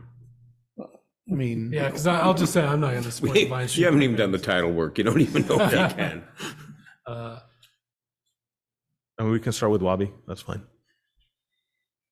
Okay, so there's a motion and a second with support of staff to do a letter of interest for a Wabi Park redevelopment, with the expectation that we'd be exploring opportunities to relocate and maintain Yeah. a playground facility in that neighborhood. Absolutely, yeah. Is there any further discussion on that? Is it possibly a comment online? Oh, yeah, Burn Rose. Yeah, thanks. Councilor Hi, Stockwell. thanks. You just trimmed it down to Wabi Park, so I'm good with that, but the playground on Vine Street from the photograph that I saw had water to the top of the chain link fence there. And I don't know exactly what the discussion was, but I think putting something else there doesn't make too much sense. So I wasn't clear what your thought was about it. And I can, oh, sorry. Nicholas was going to say something. You want to go first, Councilor? It was my suggestion. I'll do Nicholas and then Booten. Yeah, what I'll say on that is, yes, Vine Street had a lot of water. I would add that, what made it interesting to me is that we also are recommending a huge chunk of floodplain before that park now, which could act differently. It could have a different outcome for that lot. And I would also say that the gentleman who lives immediately next door to Vine Street is our FEMA program administrator, Paul, and he got no water in his house because his house, he works for FEMA. His house is built to really good flood standards. So I would just comment on, that's just the only thing for reference, that yes, it was hammered, but also Paul lives next door and he was fine. And we would propose to build a pretty good sized floodplain right immediately before it. And any proposal that would come would be one that's flood resilient. I mean, it would have to be. So it's one of those things where it's an easy, let's give it a go. We already own the property, so we're not going to use FEMA money, which then would make it so we couldn't do it. And that's the reason why I suggested it. Judy. Hi. Regarding the Vine Street playground. And if I could just get your last name, Judy, and then Judy just for the Copping. record. Copy. Yeah. Oh, yeah, we've met. The Vine Street playground, it's a good idea. It's very underutilized from what I know of. I've lived here 40-something years. But if you need pictures of what it looked like on July 10th, I'll be glad to provide them. The prior lot that you're talking about that could give room for the water to go, that was totally underwater with like 6 cars underwater. And the playground was starting to flood. And yes, Paul Sharon's house wasn't affected, but it sits up higher than what the playground does. And another question I have is, I understand that playground property was donated to the city. Does that have any contingencies with it? I don't understand why the Wabi, you had to talk to the Wabbies about that playground. Yeah. So I'm not, we hadn't researched Vine Street. I thought it was, I just think it was a great thing to look into. But we'd obviously, I think Councilor Lozon mentioned, we have to do title work, deed research. I mean, there's a lot of work that go into it. Wabi Street, I've talked to the Wabbies who, as I understand the history, donated a bunch of land, including where the park sits now. And Mary Jane, said that she thinks their interest would be maintaining a playground presence on the north end, which I happen to completely agree with anyway. So, they're aware of this plan and this proposal, and they're supportive. At least that's what Mary Jane shared with me today. They just really want to make sure that green space and a park can be retained in that immediate neighborhood. And I believe it can be even with the buyout candidates that we have now. But regarding Vine Street, I, as a child, went to that playground when playgrounds were popular. And I've had to clean that playground with my Girl Scouts. And it doesn't, there's no parking down there for one thing, for people to go to. I just think it's gonna continue to flood if we have that first lot eligible for the water to go. Like I said, I could send you the pictures. It was horrifying to see those cars underwater in that back lot. And then it was headed towards the playground. That's it. Just want to say I saw what I saw. I appreciate the historical perspective, Judy, and also what you saw happen in July. So we have a motion and a second to do a letter of intent for the Wallaby playground for housing. And is there any further discussion? Hearing and seeing none on that, all those in favor say aye. Aye. All those opposed? The ayes have it. The motion carries. In terms of next steps, it sounds like some counselors are ready to move on some properties tonight. Some of us maybe want a little bit more information, and I also think there's the crunching those numbers and understanding what different scenarios look like in terms of cash flow or bonding. Certainly $13 million is no small amount of money, but municipal bonds are not, it's not unusual that there be bonds 3 to 5 times as big as that. And when I think about this, I'm thinking about we could be making potential investments not only in flood resilience and avoiding damage in the future, but also if we can get that housing on the other side of it, that's a long-term investment in the financial sustainability of the city for ongoing revenue. So it feels like there's a lot of win-wins, potential win-wins, if we continue to explore these opportunities. Do you feel like you have what you need? Yeah, I think we'll certainly get a little bit more granular on the buyout data, and we'll come back. I think this will become sort of a recurring topic as we keep moving along. I mean, we did talk to, talking with Pat, I think we heard that the projections on some of the estimates on the mitigation value were sometime out. So I think that, I think the other thing is if council if there was general consensus on those mitigation areas that we were proposing to prioritize, which were slide towards the end of the package. I think we'd like to, know that you sort of, if you do agree with these as being sort of a first tier, this is slide 31 of areas to focus on. I think that would help us prioritizing, speaking to those homeowners, letting them know what's happening, giving them a little bit more certainty. We don't have to do this today if people want to sit on it, but I think that would be helpful for us to know that there appears to be. So here you're talking about the Vine Scampini. Vine Scampini.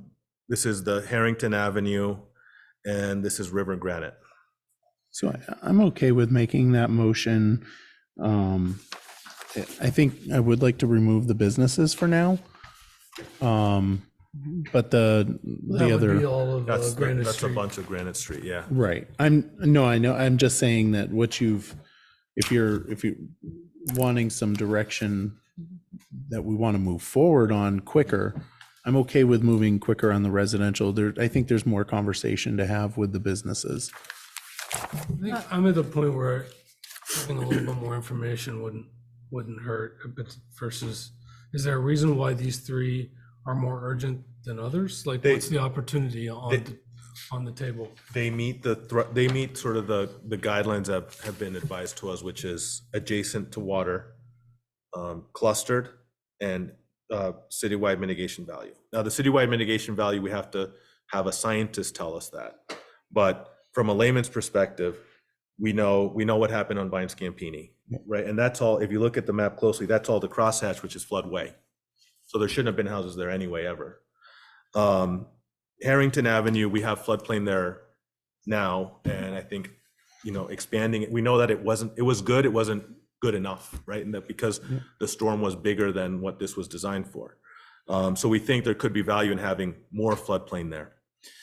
In fact, the houses that were damaged because as the trash racks did their job, which was collect the trash, there was just, and debris, there was so much of it, it created a dam and it diverted the water into those houses and down Maple, right? So Just one quick question on that one. On the Board of Abatement hearings, one of those was a Harrington Avenue property that was down for 2 weeks as a rental? We haven't done any No. we haven't done any Harrington, you're talking about the corner Maple. with Maple Avenue, Yeah. 62 Maple Avenue, Yeah. which is the corner, yeah, so. That was like down 2 weeks and now it's back up again?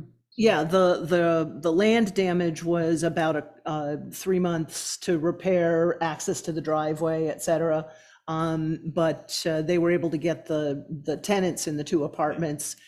The upstairs apartment was never vacated, but they had no hot water for a couple weeks. And the downstairs apartment, they were out of their apartment for a couple weeks. So that's where I was, that one seemed like it was minimally impacted. So when, as I think I mentioned in the presentation that, these would be, we would like to study all of them. The mitigation value may stop at the second house, it may stop at the first house. But if we hear from a scientist that says, well, if you buy the first house, this is how much water it saves on Maple Avenue, excuse me. If you buy the second one, this is how much water it keeps off of Maple Avenue. And if you buy the third one, that's how much water. I think there's value in knowing what mitigation impact it has. Now, whether they all get bought out, I think is a different story. I don't think that having consensus on moving forward with these means we buy every house that's blocked in here, because we may very well hear that, buying West 2nd Street doesn't help you. It could be the case, right? That Right. they say buying West 2nd Street doesn't do much for you. But you're asking for a priority. We're asking for a priority, right? Yeah, and I'm okay with that, which is, I made the motion for it, so. And I think just on the Granite Street, did. I mean, that the Desero property, it's either way. I mean, it's in it's in the crosshatching, which is floodway. And we can certainly move on. I think the mitigation value may be diminished by having only that small sliver on the River Street side, but that's hearsay because I'm not a river scientist. So if you could restate the motion for us, I didn't. I would need Counselor Booton to restate okay. his focus. It grew out of Manager Storelli Castro saying that he was looking for general consensus on mitigation areas, being the first tier to focus on being the Vine Scampini, River Granite, and Harrington Avenue Since we're areas. not necessarily committing to anything, you're just asking for priority, I'm okay with just making a motion to make the properties that you have indicated as a priority for tier 1. Second. There's a motion and a second, and I see some hand raised. Andrea Young? Okay, thank you. I wanted to appreciate the comment from Mr. Lazan about if there are properties that you already have the idea that you are not going to purchase. I agree wholeheartedly. Let those people know so that they can start making their alternative plans. So it's not necessarily just all of the people you're going to approve, but what about, I mean, if you know you're not going to do this, then rip the Band-Aid off for these poor people so that they can move on with their lives and figure out, do they go for bankruptcy? Do they, like, what do they try to do? So I just really wanted to appreciate that perspective and support it. So there's a motion and a second. Is there further discussion? Councilor Lozon? I just want to understand what we're voting. I mean, I'm supportive of the proposal. I would like to identify the properties that clearly aren't going to make the cut, so we could allow those folks to move on or perhaps help them in a different way.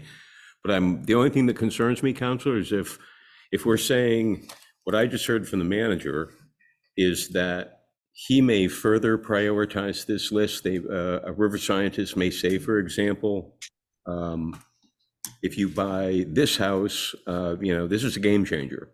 And if you buy this house, it's so-so. And if you buy this third house, it really doesn't do a lot for you for $200,000. Well, I don't want to I don't want to make this whole list a priority if that may happen. No, it's just it's not the whole list, it's just It's just the plan in general? No, it's the slide 31, Counselor Lozon. Yeah, page 31, I got it.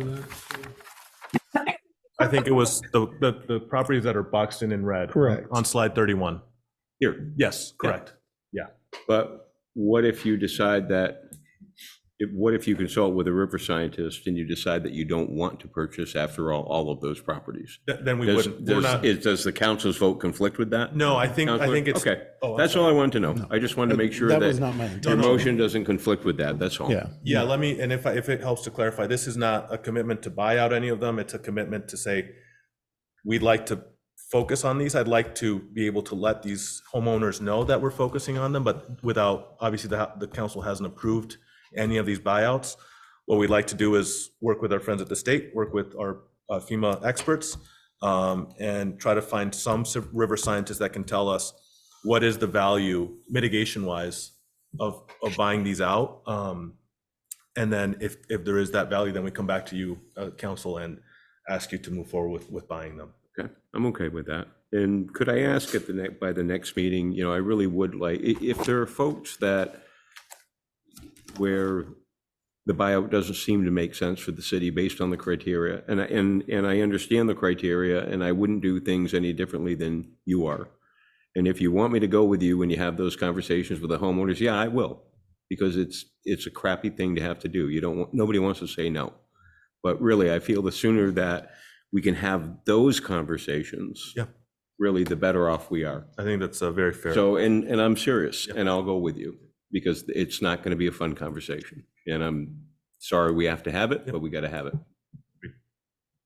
There's a point really well made, is that people are looking to their city government to provide them certainty about how to plan for their lives.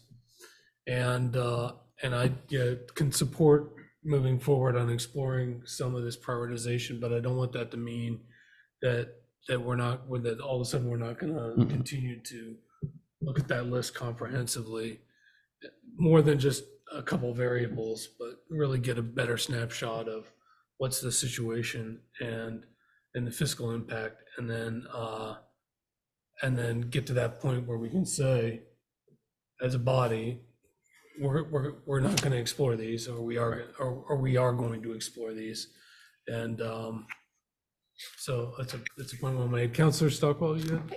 So this is really just a what if. It's really saying to Nicholas, well, what if we did this? And it only includes homes that have already requested a buyout. So it doesn't seem like it's going beyond. It's just looking at people who've already requested a buyout. Like, will this have an impact? It just seems like a good question to explore. And, I talked to a resident from River Street who said, it's flooded 3 times since I've been here. They've just got to stop letting us build here. I was like, yeah, I totally agree. So if if VM's what is it called, a geomorphological assessment, they do that thing where they look at how the water moves when it floods, and it shows that, boy, this is really an optimal spot, but maybe we only have one or two buyout requests there. Would that be something that the council might be, or our staff would be open to saying, can we have could we have a targeted buyout conversation with these homeowners and say, the science really shows this is an area that there's a big impact? And they haven't applied for a buyout?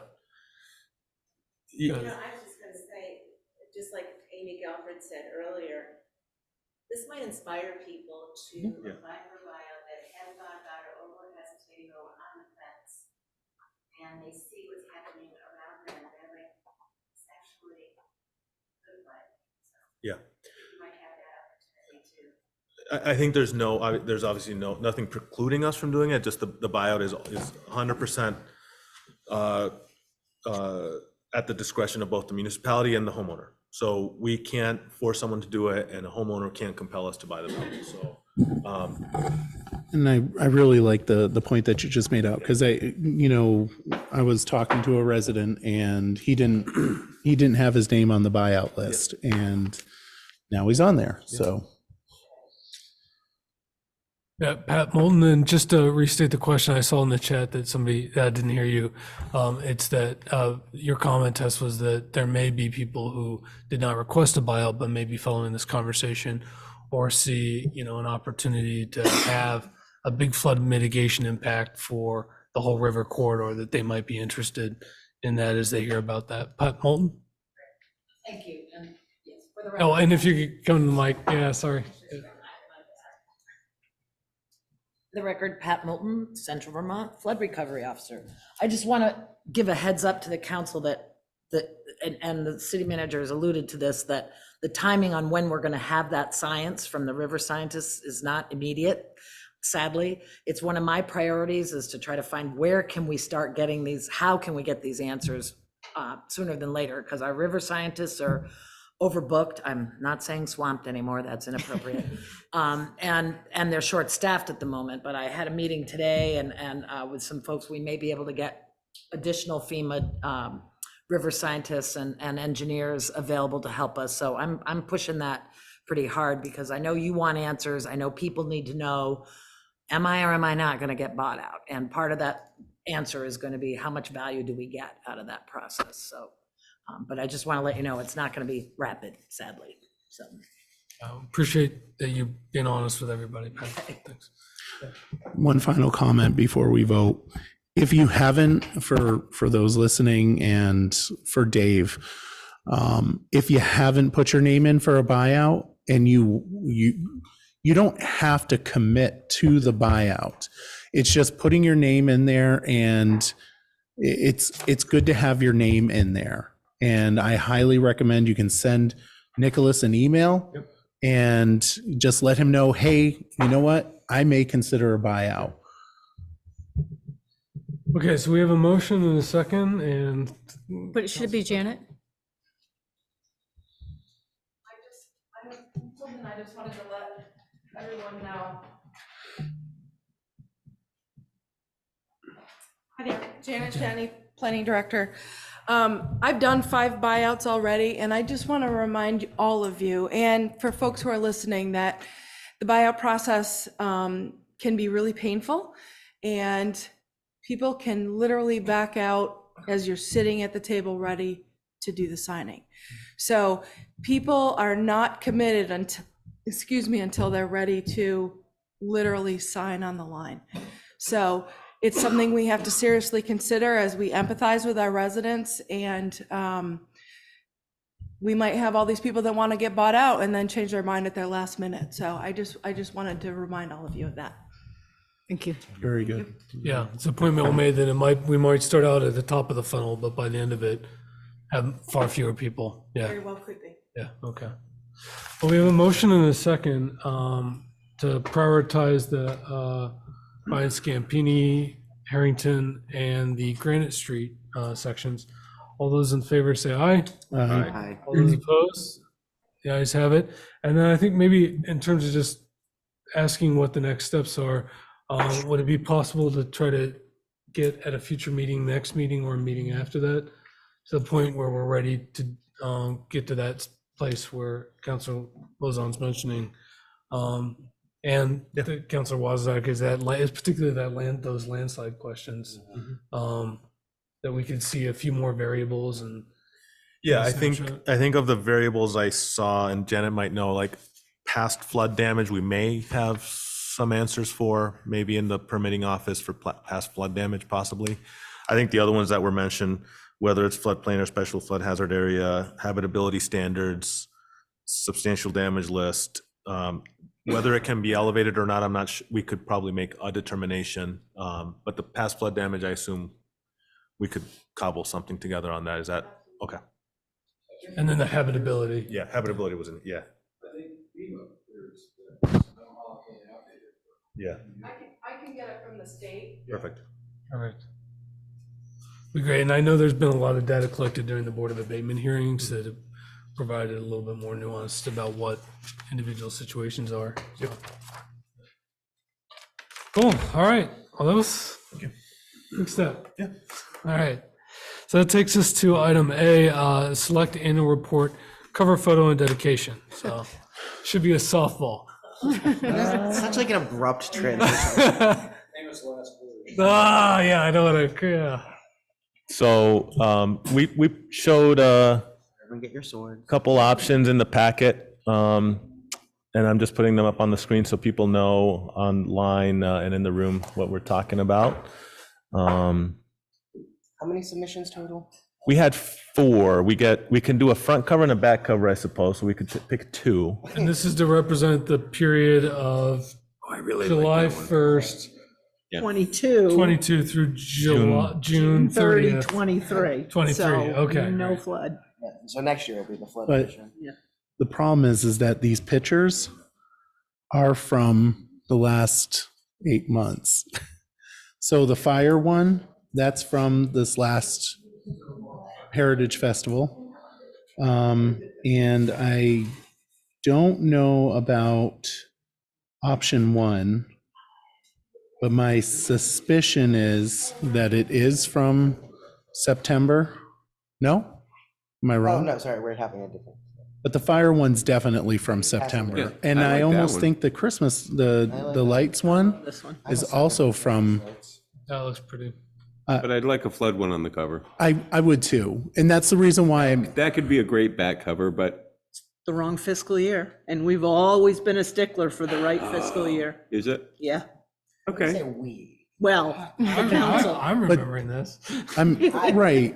And that's what I mean, technically, if we do a flood cover next year, it's not going to, because it was only like 10 days outside of the fiscal year. I'm just happy I get to pick. I've never picked a piece of artwork, a color in my life. So did you run these by Karen first? But again, of the 4 options that we have, maybe one is not within this current fiscal year. So that's the reason why I'm thinking that we could do a flood picture on the front, which is the reason why I suggested it. Well, it's not the reason why I suggested. I mean, the one that I did suggest, I think, was a really good representation of what happened in our community. And for those that can't see it, it's the one that Shannon Alexander took for BADC, which has the 4 guys. One of them is, I can't remember the all 4 of them. That to us. Yeah, and it's a really good picture. They're bringing a sump pump to a neighboring business. And there was plenty other flood pictures. That was just the one that just. All right, so we moved me. need a front cover and a back cover? At least a front cover. Okay, so is there a motion? I'll make a motion for that, even though it's against our normal process. Yes, we have to be flexible about a lot of things post. I'll second it. Let's. Can I do a friendly amendment to have the back cover be the Christmas lights? I absolutely will 100% accept that one. Say, if you were saying no, that would be. So As will I. There's a motion and a second to select those photos. And- Is there any further discussion? Yeah, can we just add the other 2 on the inside like we did last year, I think? Sure, for you anyway. Why do we even vote if everything's good? Well, no, Said that last year. It's, but we're I love accepting this them. every year, why we're making these Yeah, decisions. this is like the best part of city council. So what do you mean by other 2? Because there's 3 others. You get all of them in there somehow. Just, throw them in there. All right, so back cover, Christmas. Back cover Christmas, in front is the flood. Right. There's 5 minutes I'll never get back. Oh, no, this is We have good a motion and a second. conversation. All This those in is favor after say such aye. All those opposed, the ayes have it. That takes us to the authorization of the manager to negotiate next year. No, we need to talk about I would- dedication. I would move that. dedication. The condition that it be understood that any mediation or facilitation will be in, dedication, We've got to sorry. finish the item. So there was no recommendation for this, right? No, we have one in our back pocket Oh, if you'd like, but we didn't want to. I figured. Counselor Wozniak? I would say a broad dedication to city staff, residents, business owners, and volunteers For something that involved in didn't flood happen in recovery. the fiscal year. Yes, for something that didn't happen in the, because people are going to, this, for all intents and purposes, from like a optic standpoint, this is going to be the flood recovery annual report. I understand on the fiscal impacts, but like, this is the first city report coming out post-flood. And it just is common sense that people will expect the flood to be addressed in this coming annual report. So that'd be my recommendation for a dedication. So we have one recommendation. So that is that in the form of a motion, or do you want more discussion to occur? Make a motion, friendly amendments flying everywhere. So there's a motion. Is there a second? I'll second it, but I would like to hear what the recommendation. No. Or Well, it's in the back pocket. It's in the back pocket, so they what's in the don't. back pocket is what I. So it's a big We're keeping it. surprise. Do you have a, Keeping it, Is but it it do you have was something you can pass fiscally- around so we can read it? It was fiscal year About that appropriate. common sense. Counselor Stockwell. I would like to dedicate it to all the volunteers, which again is the flood, but all the people who came out, but who've come out in years past and continue to come out. They sit on committees. They show up for everything. They help to decorate the park. You know, the volunteers in the city are extraordinary. So, and I think that's probably consistent with Councilor Wozniak's, the volunteers, and we did have some significant retirements in the fiscal year. So I'm wondering if maybe those could be woven in at all, or? Yeah, I guess so. Steve McKelly retired. 47 pages Yeah. of, that's right. And it was dedicated to him the year before. Yeah. So, So our superintendent of water and wastewater had retired, so we were gonna, right, Steve. recognize him. Would you consider that a friendly amendment? Sure. Jesus. All righty. So, Is that another recommendation? We're trying to cut down the size of the annual report, and we've just added 14 pages. all right, so we have a motion and a second.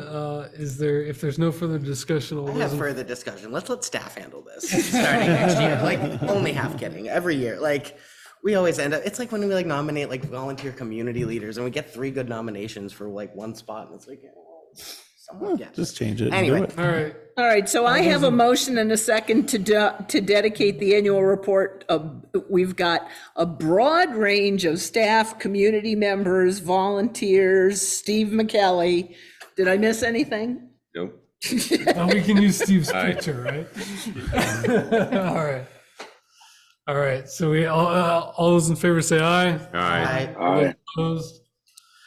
The ayes have it, another successful annual report conversation. Another done. We actually we should recognize in the annual report any employee who has been with the city for 20 years and retired. We should do that as a matter of course. Standing practice, yeah. Give them a page and thank them.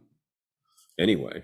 How's a printing budget line for next year? It's getting longer. They're Yeah, gonna it's growing. go to newsprint. Gonna be in black and white. Facilitate too. yet? So we can go home? Look at all that Well, state not money's yet, coming. but- All right, so that takes us to third time on the agenda, authorization for the manager to negotiate and execute a mediation contract. Counselor Stockwell. Okay, one more time. I think because we're going to make some of the most important decisions we will ever make affecting the future direction of the city, it might be worth it to work out better ways to disagree. And so I would recommend that we have an executive session to facilitate a conversation about what we can do what are better ways that we can work together when we hit strong disagreements. But I realize that this is probably not going to be a go. Counselor what? Booton. Not going to be a Yeah. go. And so Go? before, The executive session is a non-starter with me. Anytime the VLCT says it would be Councilor Lozano, difficult. I just recognize Counselor Booton, then I'll recognize you. yeah, so I'll agree with Counselor Lozon about the executive session. The attorney said difficult and unlikely, and that's VLCT attorney that said that. So I would not support going into executive session at all for that. The problem is mediation, and I don't have a problem with facilitation because I think that's really good. Like I stated last time, facilitated process of strategic planning was great. But mediating, again, I asked the same question. What are we mediating? And for mediation, there has to be sides. And is Emily Gould a facilitator or a mediator? Because if we're does not, both. if we're not doing mediation and she doesn't do facilitation, that's a problem. So I need those two answers. If you want mediation, which we're not going to go into executive session anyway, and then it makes me think we're going to have a Festivus party. So, I mean, I'm okay with a Festivus party, but I think that I would like an answer to what are we mediating and what are the sides? I think we're mediating ways that we could disagree better. And I think there are multiple sides. There's as many sides as there are people here. But we're disagreeing right now, and I don't We're think disagreeing we're. right now, but sometimes it really has hit roadblocks where we. Sorry. Well, Oh, 1 minute, 1 minute, 1 minute. Sorry, I pressed the wrong button. where we can't hear the entirety of someone else's argument because people are having difficulty listening. So it seems to me it might be worthwhile to talk about that in executive session.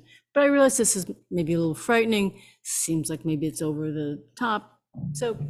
Well, it's not that it's frightening. It's borderline illegal to go into executive session to basically have a Festivus party, and I struggle with that. And is that all right? So, do you have a new point, Council Booton? Yeah, I'm also concerned that I just. Those two things have not been answered, and I really have an issue with that, especially like the sides. Wait a minute, Council Lozon. Well, I mean, I'm happy to go through mediation. I mean, sometimes when I disagree with someone, I walk away. That's what adults do, rather than sit and argue. But what I have a real issue with, anytime the VLCT, who is always super polite to municipalities, anytime the VLCT uses words like difficult and unlikely, but not necessarily unpermissible, it means, no, you really shouldn't do it.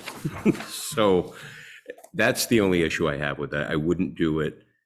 I think people elect us, and I think we need to conduct business unless there's a good reason. And I don't think mediation is a good reason. Mediation for the council, I just don't think that's a good reason. I couldn't support doing it in executive session. So is there a motion? Because I'll make a motion to have the manager look into facilitation and determine whether or not that's still covered under the VLCT grant. Because well, this is Councilor Stockwell's item. Yeah, but I can make a motion. Yeah, but you haven't been recognized, Councilor Stockwell. Valid point. I'll withdraw my motion, and there's a comment online. Fern Rose. Hi. I was just going to, Sam just withdrew the motion and I was going to reinforce it because I think it's really important. And we have become a more divisive country. We've become a more divisive community. We take sides. We take sides in many, many aspects of our lives, and it makes it harder for us to come to common agreements about serious things where we have differing values. And the work that Emily does in mediation helps us to respectfully listen and find ways to bridge some of those differences. And rather than just saying, oh, I don't want to do something, or I'm against it before we even start a discussion or even have a motion, says that somebody is so, has decided that they're not going to move on their opinion. And if we can't listen to each other and gain understanding and find mutual ground, then we're not going to be able to move forward. And I think we have many tough decisions to make. And I support Sam. I support what you're doing and asking. And if we need to do it, not in executive session, then that will be the way that it is. And maybe the entire community can benefit from listening to how Emily conducts mediation. So that's my 2 cents. Thank you very much. All right, so the motion is withdrawn. Council Booton, did you have your hand up? Are you? So tempted to make a comment about things in our community, but Sounds I like will something- restrain from that. But I still think that we could do facilitation for housing. I think that's a perfectly valid. I just don't see the mediation part. I did have one question about the advice from VLCT. Was that Garrett Baxter that provided that legal opinion? I know we didn't get, okay. It was Garrett's team. And then the supermajority, what, I don't recall ever seeing that in Title I. It's 4 votes. Yeah, I see. That's for state boards, not for municipal, if I remember correctly. So it sounds like, yeah, to me, it sounded like a bad legal opinion. But It's a little tricky because mediation and arbitration is listed as a reason to go into executive session. mhm. It's a little tricky because mediation and arbitration is one of the reasons to go into mediation. I think the problem here is it's hard to make the premature substantial knowledge or substantial damage, finding that the executive you need to go into the executive session because disclosure of what's being discussed would harm the city. It's hard to make that finding when you're mediating to improve relationships. And for a state board, it's a supermajority, but for a municipal body, For municipal, it's a majority. It's a majority, correct. The Okay. statute says 2/3, I think, for state boards. Well, either way, it's neither here nor there. The motion's withdrawn. Thank you for that advice, David. And I think that takes us to item 9 on upcoming business, unless there are any further thoughts. Oh, There's one. Dr. Finner.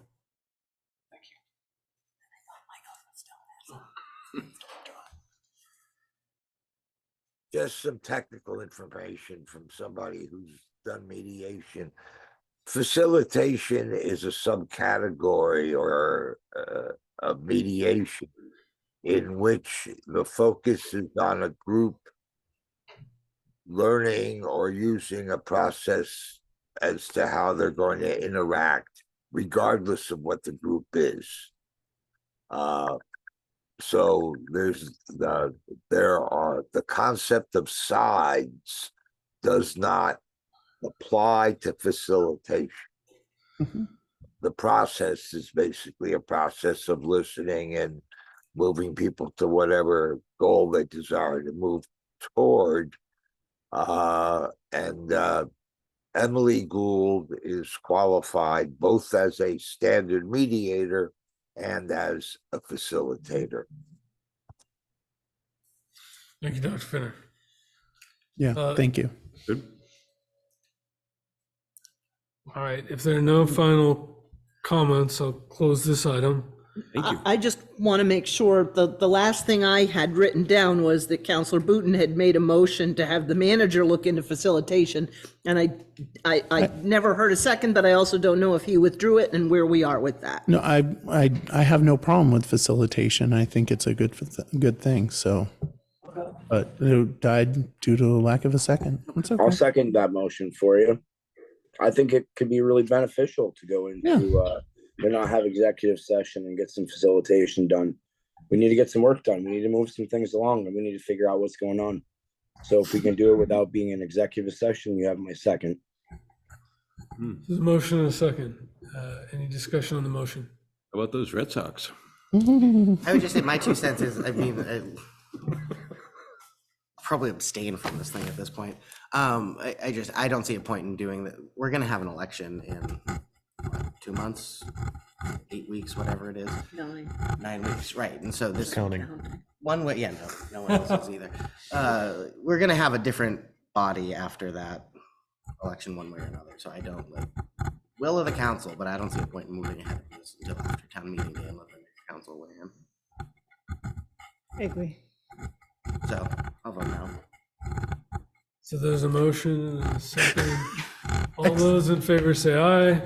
Aye. Aye. All All those opposed? No. Nay. Nays have it. Motion fails. That takes us to our item 9, upcoming business. What do we have? The audit, Warren Charter change hearings, and the paving bid should be back hopefully for an award at the next meeting. And I'm Great. sure many other things between now and then. Oh yeah, and just while you're talking about paving, a heads up, I've heard, I'm sure you have too, Prospect Street. Yes. Yeah, I know that's not on the list, but is that next year? It's next year's list, yeah. Okay, all right, got it. Any other upcoming items anybody wants to preview? No. Okay, so that takes us to roundtable. Before we enter an executive session, I'll start with Councilor Deering. Just always humbled and honored to be serving on the city council. So just thankful to be here and appreciate the opportunity to serve our community. Thanks, Councilor Deering. Councilor Sean Bell? No, she had to drop off. So Councilor Booton? Pass. Councilor Wazazak? Yeah, just reiterating, how amazing it was that our representatives and Senate delegation were able to get any flood money over the finish line In budget adjustment. We have a Hunger Free Vermont in my day job. We have a bill right now to expand 3 Squares Vermont benefits. And the only cost to the bill is $85,000, which is pennies in the State House. And, we're being told no for that $85,000 ask because there's no money. So the fact that they were able to get a 7-figure sum through the budget adjustment process is very impressive work. I'll pass. Councilor Stockwell? I went to an open mic night at the Rainbow Bridge Community Center. I have to say, it was really adorable. It was a great night. It was a variety of people. People read poems, people played music. It was a great feeling of community. Really nice thing to go to. And with that, I'll pass. Councilor Lozon? Just wanted to thank the folks who commented, the homeowners especially, and who have commented at some of the meetings, some of the Board of Abatement meetings, the BCA meetings. It's tough to sit there and make those calls, and it's tougher still to listen to the stories. And you're just reminded every meeting how much people have suffered. On another note, the Barre Community Relief Fund, we approved 60 applications this week on Monday. We have another 19 in the pipeline, and then we will be winding the flood phase of the Barre Community Relief Fund down. We will not accept further applications. The fund will continue. It's a great idea to have, even though in order, just a testament to the folks who served with me on that board of directors, we came up a little short, and so we all decided to just take that number that we were short, divide it by 4, and toss that money in so we could meet our obligations to flood victims. To all of the people who donated and helped us out, it was maybe a little tick over $500,000 by the time we were done. So we're pretty proud of the work, and we're proud of the fact that everybody stepped up, contributed, and we were able to help some folks. So with that, I'm set. Thank you. Thank you, Councilor Lozon. And related fundraiser for flood rebuild efforts in Central Vermont, I just got word that on March 2nd from 5 to 7:30, the Church of the Good Shepherd is doing a Pie to the Rescue dinner for, I think it's $20 per dinner. And they will have whole pies for sale, which they will accept pre-orders for with sponsorships from businesses in Central Vermont. So that's some good news. I would echo the kudos to the state legislators and staff for securing within the budget adjustment bill funding. Let's hope that the governor signs that into law and they don't have to do a veto. And I had one other thought, and I'm totally losing it, but so we'll just have to let that one go. All right. With that, we'll take it to executive session. So we have 2 items for findings. One is real estate and one is litigation. And so is there a motion? And personnel will be very quick. Oh, and personnel. Yeah. Okay. So moved. personnel. And I think we'll want to invite Dave Rue. And for the first item, I think it would be helpful to have MA and David join us as well. Are we doing what's the order for the DEW, the offer on the downtown lot? That'll be after their item. Oh, after their Yeah. item, okay. That's what guest. All right, okay. All right, so is there a motion for findings for under real estate, litigation, and personnel? So moved. Second. There's a motion and a second. All those in favor say aye. Aye. All those opposed? The ayes have it. Is there a motion to enter executive session at 8:45 PM with the clerk, the manager, not the clerk, okay, minus the clerk, Executive Director M.A. Green, City Attorney Dave Rue, and David Sickle here representing the nonprofit. What's your Prospect Heights redevelopment? Okay, got it. All right. So Not as the moved. planning commission chair. Second. And no action, Dave.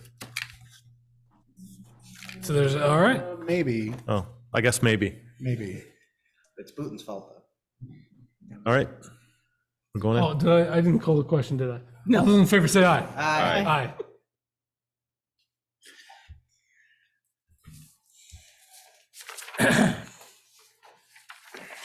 We sure?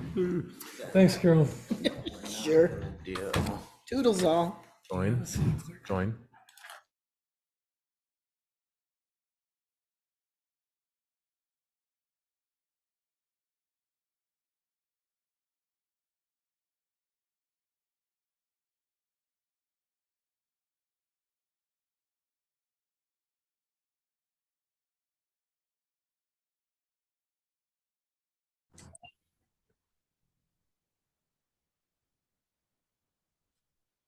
Oh, you guys are muted. There we go. Motion There to you exit executive session. So moved. Okay, there's a motion second. All those in favor say aye. Aye. Motion to adjourn. Motion. Second. All those in favor, aye. Sorry, Dave, I lied to you. I broke the No, rules. so you pay. Thanks a lot. I know. That's what you commit, so the first thousand is paid. Bring my back Yep. there. Then the city, Yeah, so good the job. city Thank would you. have a year. During that year, we've got to find funding